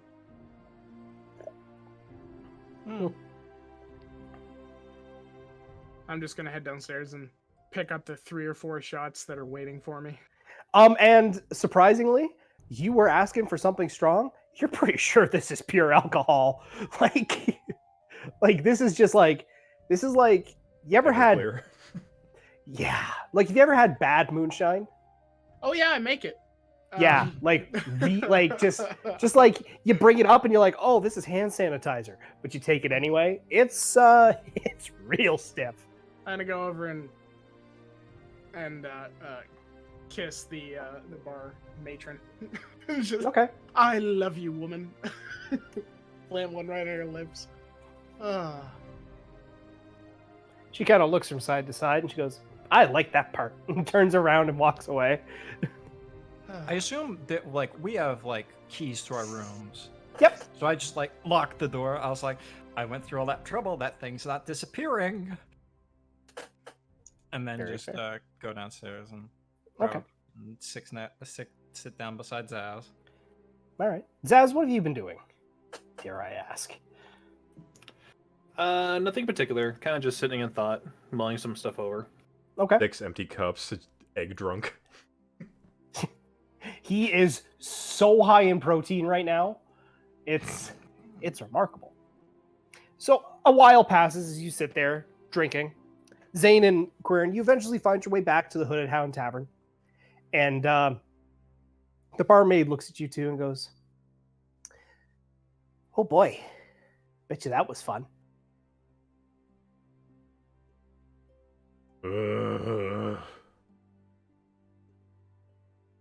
Oh, hello. What's wrong, Quirin? You look like you've seen a purple worm. Gonna sit All down. right, Mo, too soon, okay? You were there, I was there. It was not a fun time. Yep. Walk over, sit down, blink for a few seconds, and then Head straight on the table. Okay, falling asleep? No, just exhausted. Okay. Go ahead and take 1 point of bludgeoning damage. Yep. That bad? She die? You guys get Um, charged? Dane? What time is it, DM? At this point, it's getting close to like 7 o'clock. The supper rush is just kind of petering out. Okay, so the bar is not as crowded.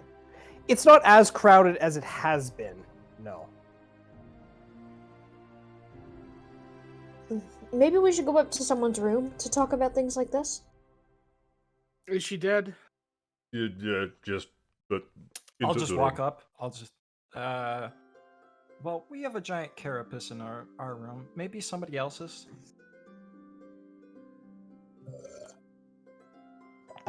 My room is fine. Sure, Zane. All right. You guys head up to Zane's room. She wants us to break in to Avalier Stronghold. Is she a loony? No, there's... You want us She to seems break a little in? nice. Like what? Just... You want us to break in, so that way we can get her husband out, who is becoming a lich, who wants to turn her into a lich as well.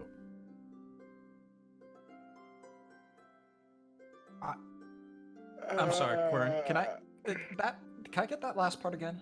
I thought you said lich. Yes, he is becoming a lich, and she is going to become one as well.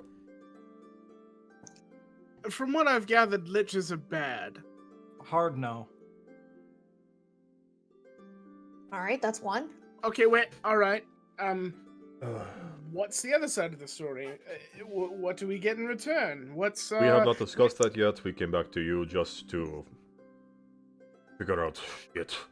Well, if she was all like, "Oh, go and break my husband out so he can become a lich. It'll be fun." That's a no from me. But if it's something worth it, because from what I've heard, the only people that are getting out are people with explosive devices that can blow right through the wall, and I don't think I can do that.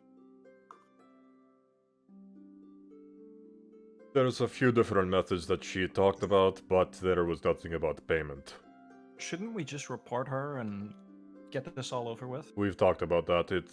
She has built up 20 years of reputation. We are nowhere near anything. I wonder but if they know, maybe they don't know that she's related to the lich. Like, or the guy that wants to be a lich. Sorry. Probably not. Half lich. DM, Yes. what do I know about what it takes to become a lich? Liches get stitches. And bitches.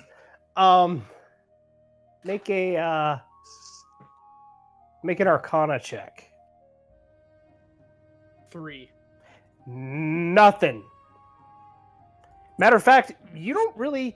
You've heard the term lich as like a derogatory term, like to call like an elderly man that just doesn't die and that's kind of evil and spooky. They call him, oh, that fucking lich over there.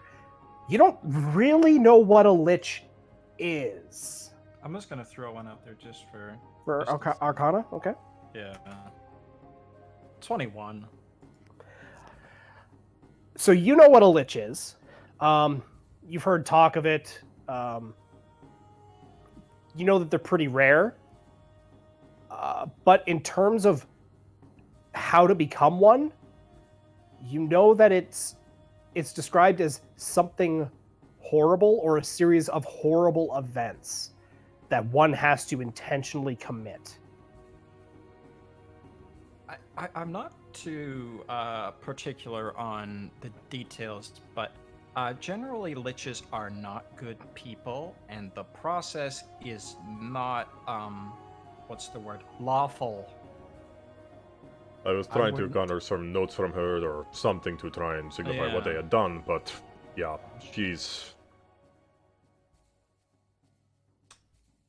not going to go for it. So, it's either we do this, get some sort of reward and let something completely evil out, which she says is only for the immortality, or we have a few other options that we can pursue. But why do you think that she wants to pursue immortality? Because dying's a bitch? Wait. Maybe I'm being a little paranoid, but what are the chances of two creatures being in the Avalar stronghold that both are basically undead? Because if I remember it correctly, Genic was immortal to the point in which he's banished from the Shadowfell. That sounds more like a curse than an intentional lichdom. But most It's likely still- it's not a very high thing, because this is the way this prison was built for. It's still, I get what you're saying, Quarren. It just, they seem a little bit too similar. But then again, if they're keeping all the rotten eggs in one basket, then, you know, I'm sure there's a lot of strange people in there. DM's note: there is. Mm-hmm. I wasn't even going past that, but yeah, that's So it was a that's rhetorical question or comment. a no from Mo. Alastair? Does? I'm going to say a soft no. Like, depending on what she takes in return for doing this, it's got to be astronomical. It's going to be a soft no from me. Does?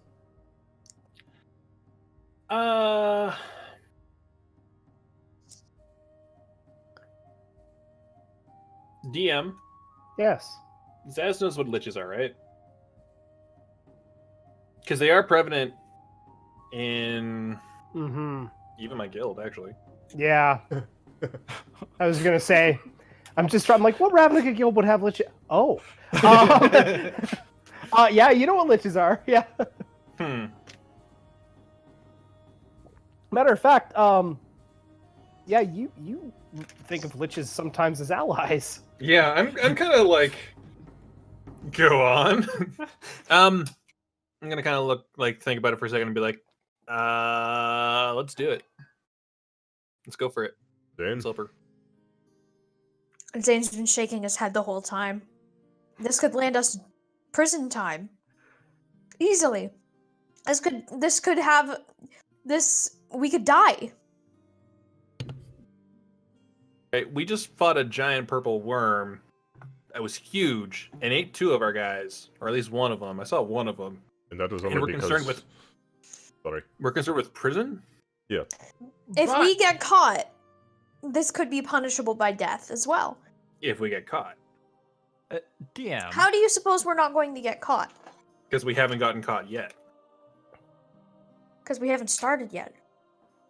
We've done a lot of legal shit. DM, just a question. Mm-hmm. Given to a certain extent, the things I would have heard growing up, what do I know about this, or what would I have been told about the Avalar stronghold? Because it would have also been from a more an inside perspective as a to common people. What would you know? Surprisingly enough, you know what? Make a history check for me. All right.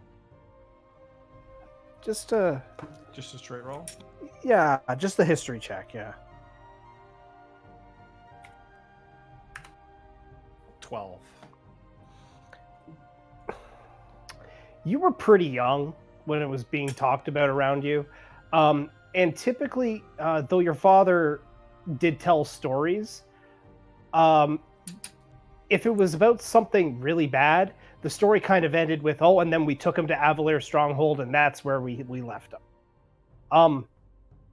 In terms of what rumblings you've heard, the Avalar Stronghold is described as where the kingdom throws its garbage to rot.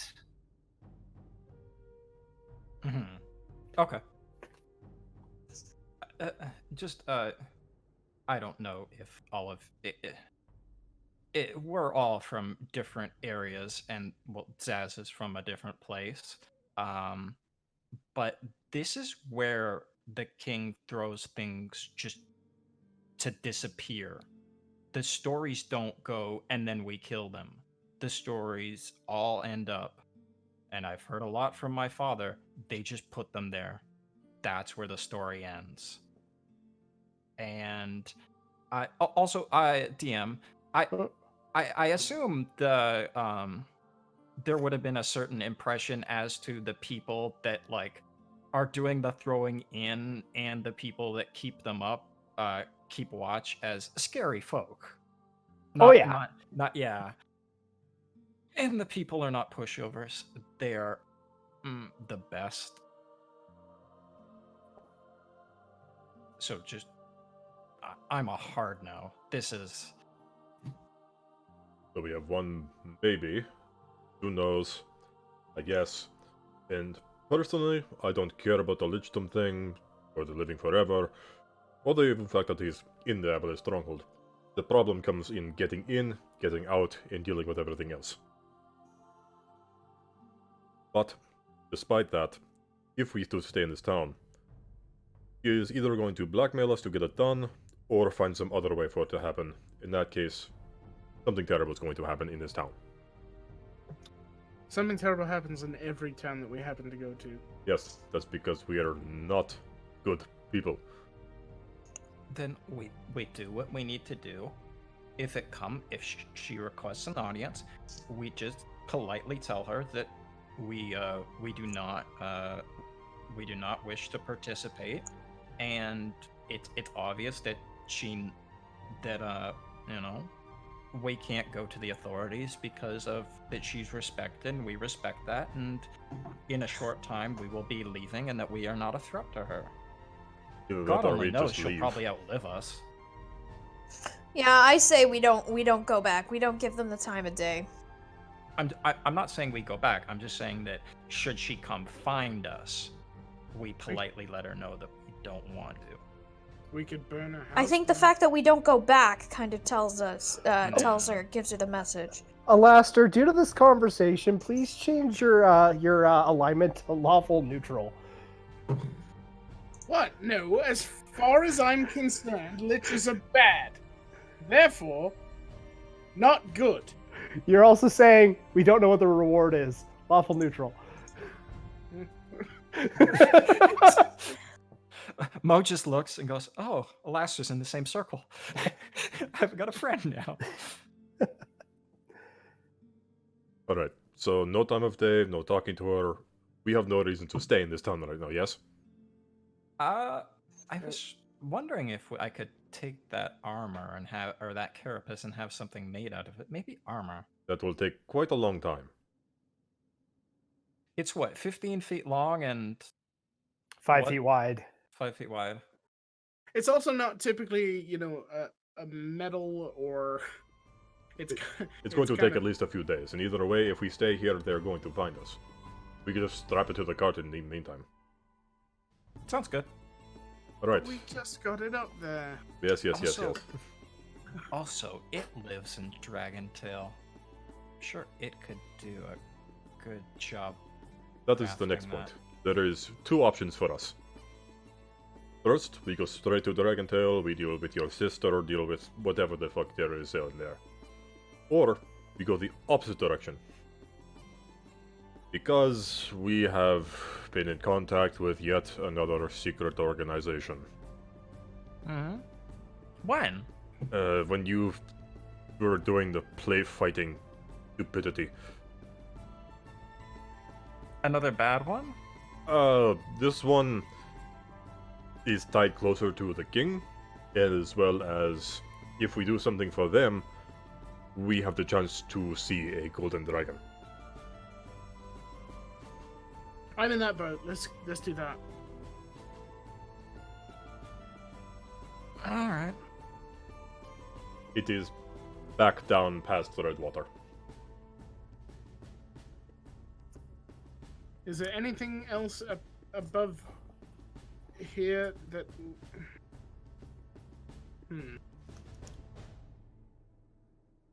Maps are hard for me. What do we...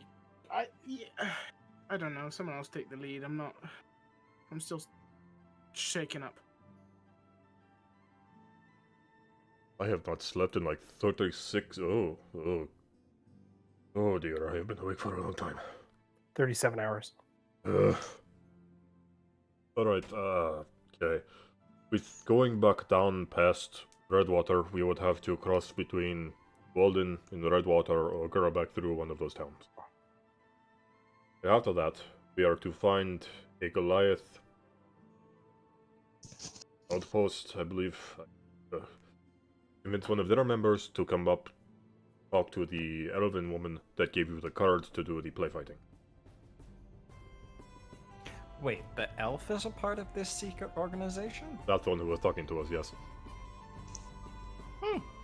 The more you know.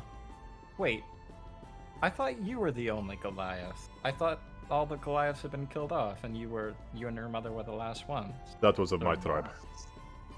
This one is a different one. I don't even know if they have the same ruling. They might kill us on sight. Probably not, but it could be a different dynamic. I understand from walking around here that women are not the ones in control. Stupid and strange, but yes.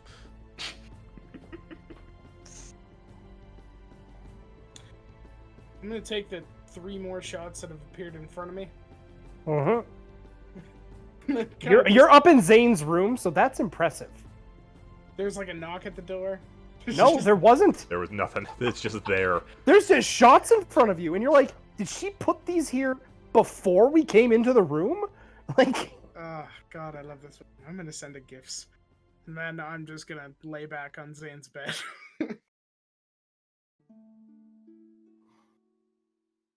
So, sleep now, get up in the morning, leave. Yeah. I guess so.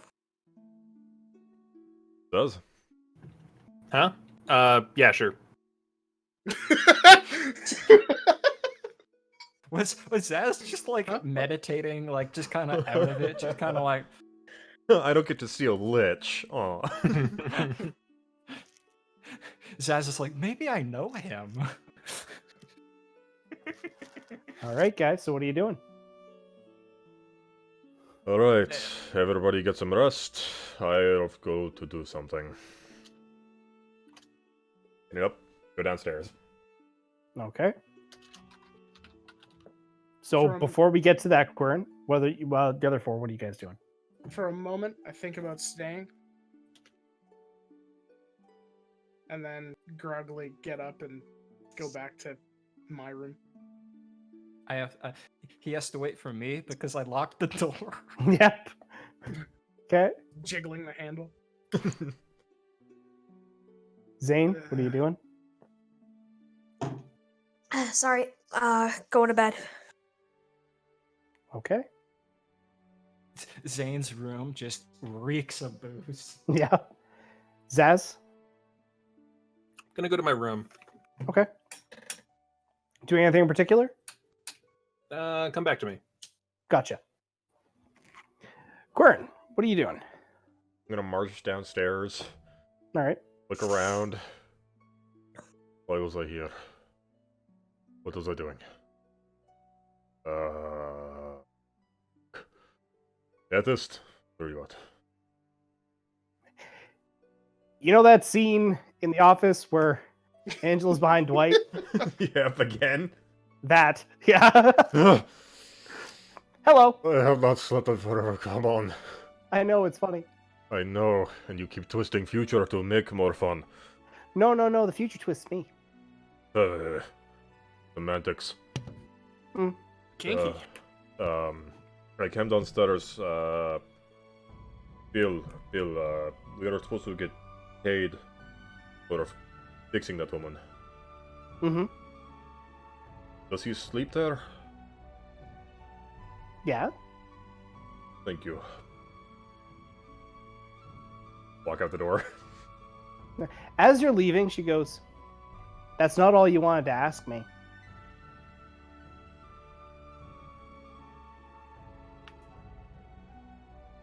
The state that I'm in, and from what I've tried to figure out from you, asking any questions, trying to figure out any futures, No point.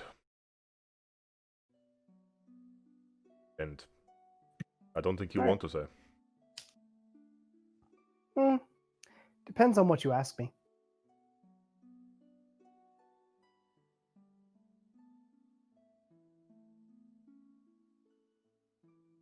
Should I go through with it?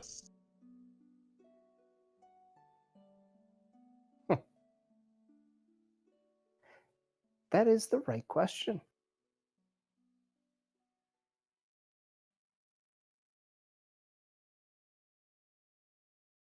I think you should.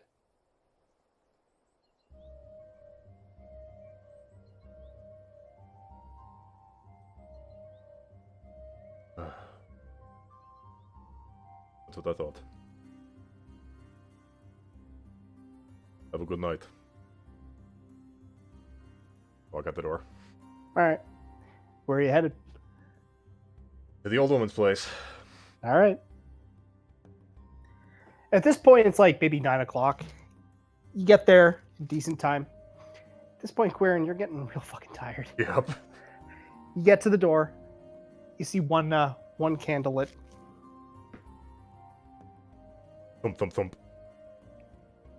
Door opens. Hello. Hello, Bill. Hi. Things. Still talking. Supposed to get paid. Oh, yes, right. Here you go. And he hands over the payment. Which is how much? If I recall, and I'd have to go back through my notes, which I don't have open right this very second. I believe it was 200 each. For platinum or gold? Oh, gold. Yeah. Yeah. Here's 10,000 gold, everybody. I'm just gonna hold the bag. Have a good night. Hey, Quirin. Yes. I don't really think you guys should be going through with it between you and me.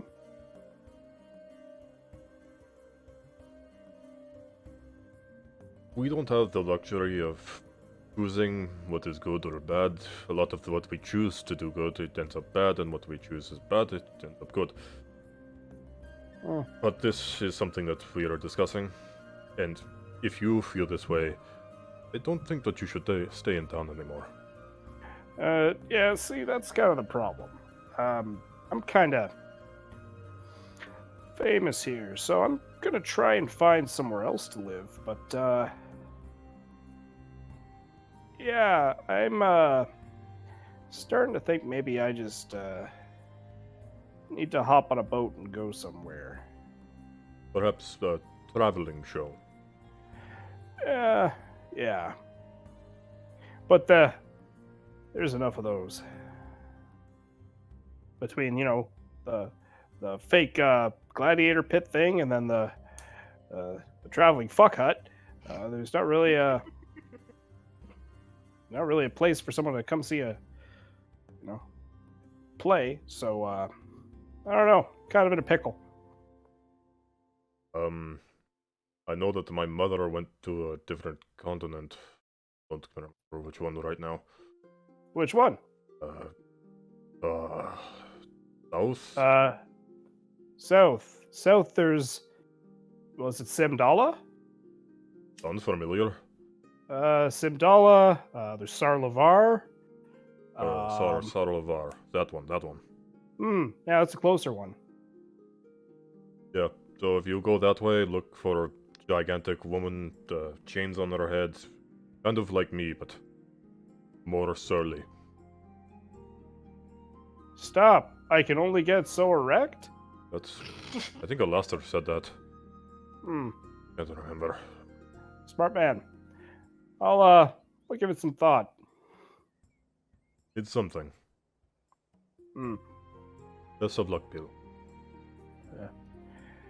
You as well. And pass it on to the rest of the Devil's Advocates. I will try. I don't know if I remember right now. Fair enough. Bye-bye. walk away. Goodbye! Ugh. He closes the door. So, as that's happening, Zaz, he said to get back to you. Yes. Zaz is gonna kind of just like sit in his room and like visibly to anyone else who could possibly see, stare at the purple mushroom on his shoulder, trying to Okay. get a hold of the big suck. Is there like a call waiting tone? Mm, Hi, you've reached Zuck and Moy hotlines. No. For service in Abyssal, please press 1. Eventually, there's a long pause as you're staring at this mushroom. Or fungus, sorry. And eventually you hear... Yes? Hi. Hi, Zaz.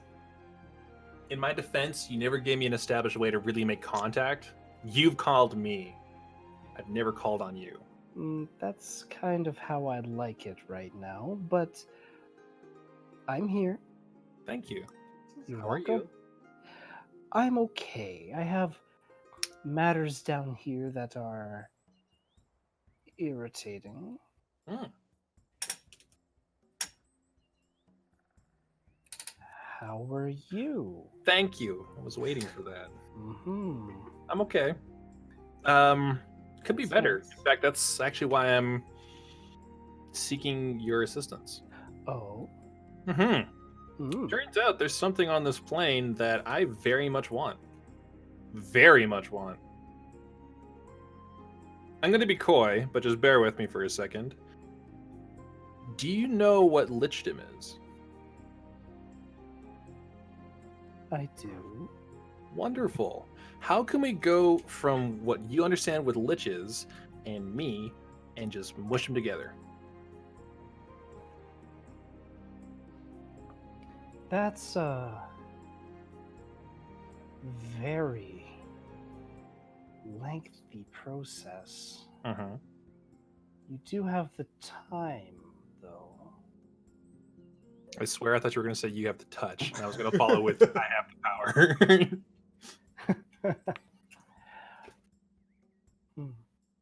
That's a question that I'm not so sure I should give up easily. You see, mortals spend much of their waking lives trying to obtain lichdom. Uh-huh. But But I can point you in the right direction. Hmm. There is a small town in the eastern side of the continent, Ashbourne. Are you familiar with it? I'm familiar, yes. Good.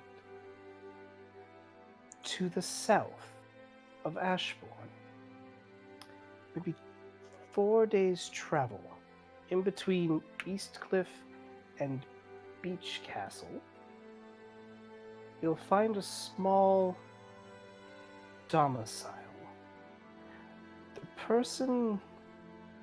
The thing living in there may be able to set you on the right path. Who should I look for? You'll know her when you see her. It's a her. Mm-hmm. Will I consider her an enemy at first, or possibly later? That depends on your transaction.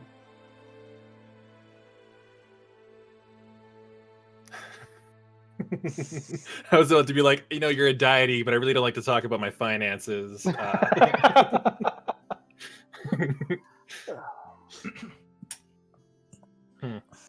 kind of pauses. She goes, I'd give you a name, but it's changed a number of times. So I might be misleading you. just let her know that you are looking to buy.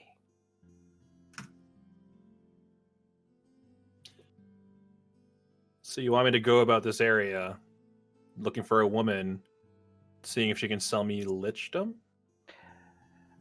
Not so much. See, the only way to strike a friendly conversation is to start with the precedent that you're purchasing something. I see. Mm-hmm.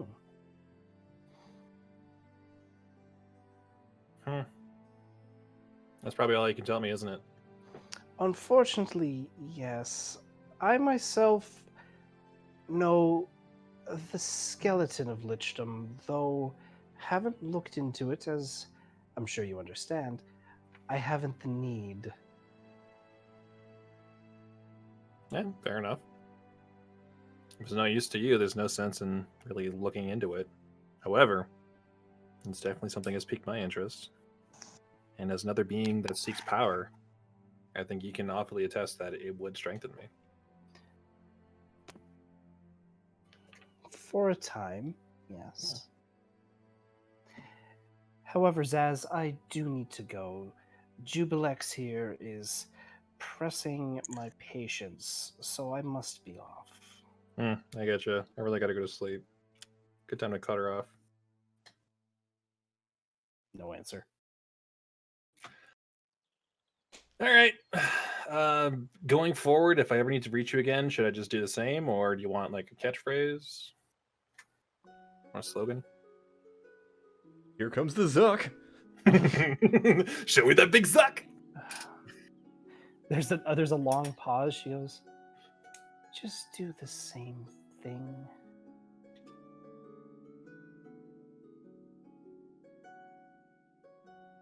No answer. I can play that game too. Okay. All right. Bitch. All right.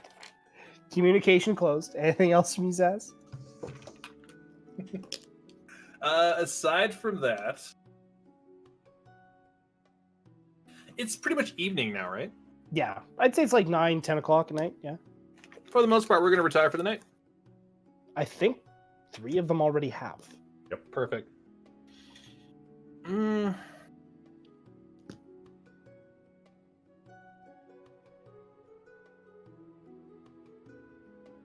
I believe I'm going to go to sleep. Okay. So, Quirin, you eventually make your way back to the Hooded Hound Tavern. What are you doing? Sit down at a table. Plop the gold down. Try to make sure no one steals it. Out. Okay. So, Quirin, you get a short rest, because that's at... No, I'm kidding. Oh, no. All right, so at this point, you can all have a long rest. Oh, Press that long rest button on D&D Beyond. The morning comes. Zaz, you're the first one awake. Quirin is just sleeping, sitting at a table with his hand around a pouch of gold. Just dead to the world. I'm going to go sit at the bar. I want to get the Okay. shopkeeper or the bartender's attention. Yes, hi. Where could I go for armor that would fit like me, kind of like gesturing towards myself? Do you want to know where I think you should go for armor, or where you end up going for armor? Where do you think I should go? I think it's going to sound strange, but there's a place really far from here. It's called Or's Rest. I think there might be something for you there, but you do end up getting something in Dragontail. Okay. I'll be honest, it really does kind of like sour the excitement, but I know. I can see why you're really like hesitant to give us specifics now. I appreciate that. I do what I can. Anywho, I'm gonna go back to the table. I'm gonna go talk to my sleeping friend there, and I am going to enjoy the food. Thank you. You're most welcome. It has cumin in it. So, for the next 4 hours, do you just sit there with Quirin? Yeah, I'm guarding him. Okay, excellent. You're sleeping. 4 hours pass. Mo, Alaster, Zane, you wake up. Alaster, you got a bit of a headache. Quite refreshing this morning. Shut it, you. I'll just go downstairs and walk up to the bar and pick up the plate of food that I hope is there. Which is there. It's dyed purple. Not the most disgusting thing I've ever ate. No offense. I have a question. I know you can't reveal specific things. Nope. But if you don't give me a specific answer, does that work? Depends. Where are some good places I could take? And then I just point upstairs to the carapace. You know.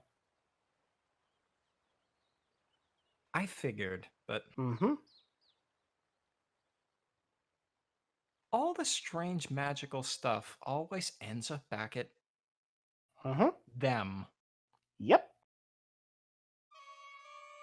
I figured. Most armor smiths won't even look at it. A lot of people don't like the carapace. Don't find it pretty. But you know what they say about beauty? That I'm it. Yes, dear. You Thank understand the joke. I like you. And I'll just like put down a gold and leave. All right. She understands bad humor. Yep. I'll Goes sit down and studs out. At this point, Quirin, you're kind of stirring. Zane, are you up? Yeah. Okay, just coming downstairs, grabbing your plate of food. Yep. All right. Actually, before I leave, can I look and pick up the plate of food that I assume is for Quirin? Yeah. And I'll just put it there. I just put it down in front of him before he wakes up. I just want it to be there already. Be there. All right. At this point, all 5 of you are at the table, and Quirin, you kind of wake up and see the other 4 just kind of staring at you. Quirin, I picked up your food.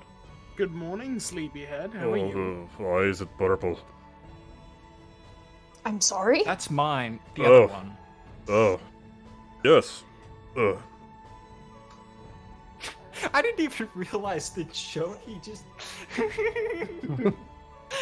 that completely went over my head for a second. So, where do we want to go? Last night, what did we agree on last night? No. Well, well, you said that Oh, yes, the other Goliath tribe. yes, that means we have to go south. Means we need to strap the carapace piece to the... I'm just If going to we're eat. Going to do that though, Dragon Tail isn't too far away. If we go up there, I know exactly where I need to take it. And then we don't have to travel with it, and, you know. That was the dilemma. It was either go up north, do the Dragon Tail and help deal with all of your stuff, or we go down, deal with that, get good with the king, get the golden dragon on our side, and then go back. It is up to you guys. I do not care either way.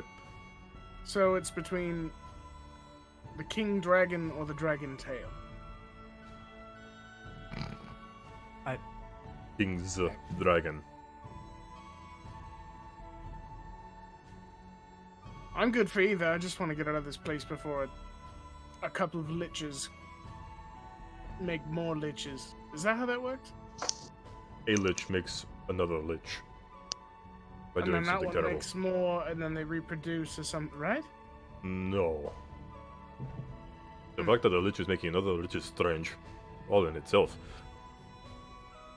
Most times people have to do terrible, terrible things to become liches. And having a couple that does it is just strange. So they're not just like old people that are spooky.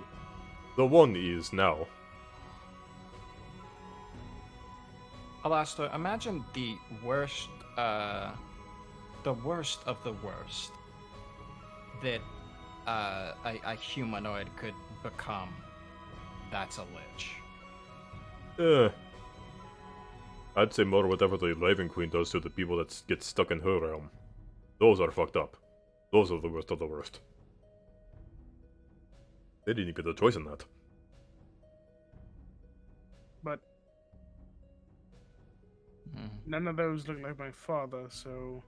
Is your would father a lich? Mate? At this point, Ethis comes in and goes, "No, he's not." Well, that's good then. Mm-hmm. Well, no, he's not. No. Why, Alastair? It's been a long time since you've seen him. No, and it's going to be a long time since I see him again. Oh. Ethis just kind of looks over the table and goes, "Words are chosen carefully between you all," and she just walks away. That's because secrets are a good thing. No, they're not. For you. I know. Ugh. The other thing, and I know that most of the time we try to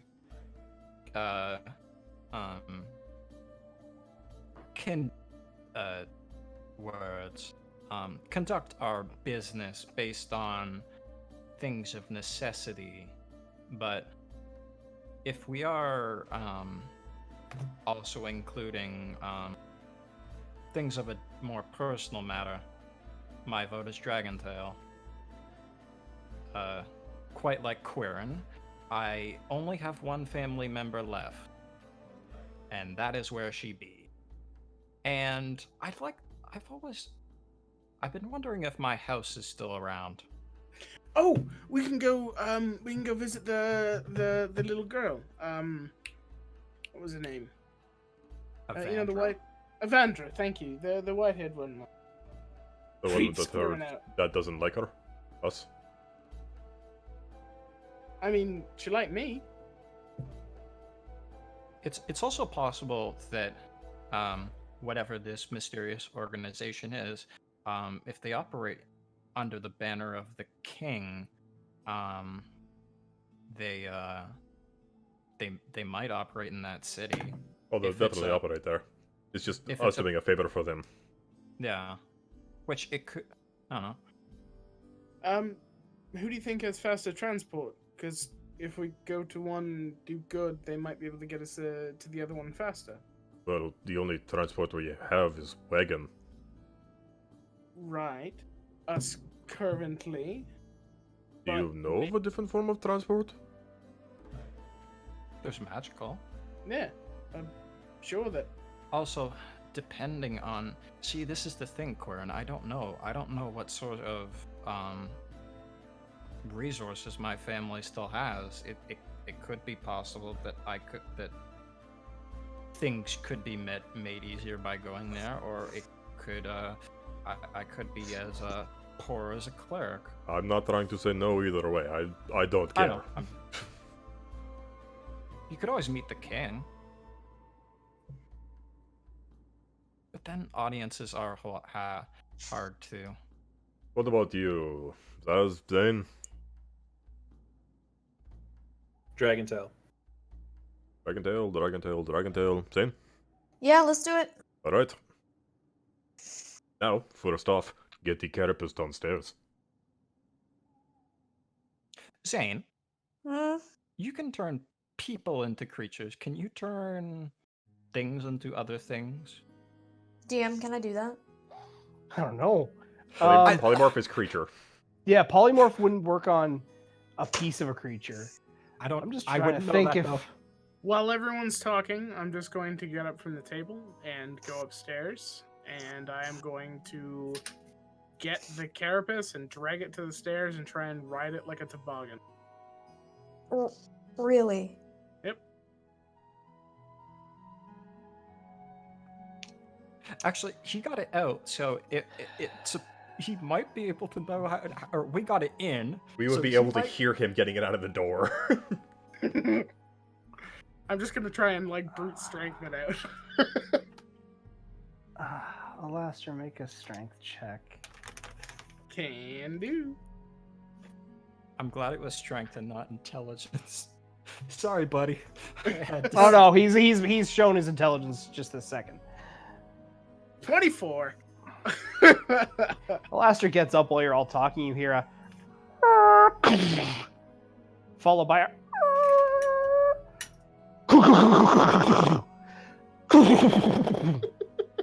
and Alastair is on the floor, and there's like a bass boat in the tavern. And the rest behind him,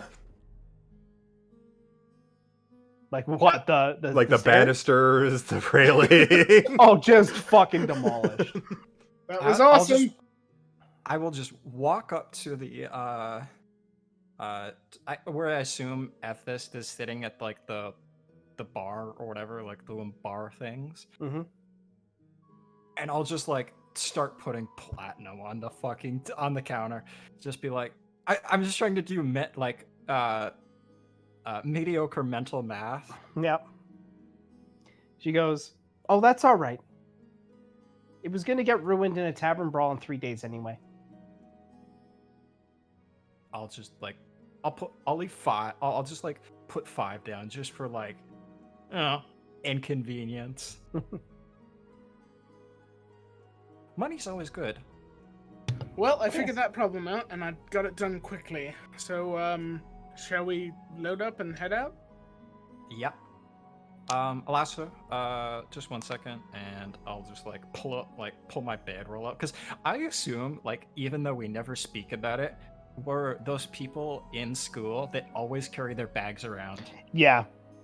Yeah, you guys have your bags on all the time. Yep. I'm just gonna cover it up with my my bedroll, and like I did before, because I don't know what's worse, them seeing it or them wanting to know what it is, but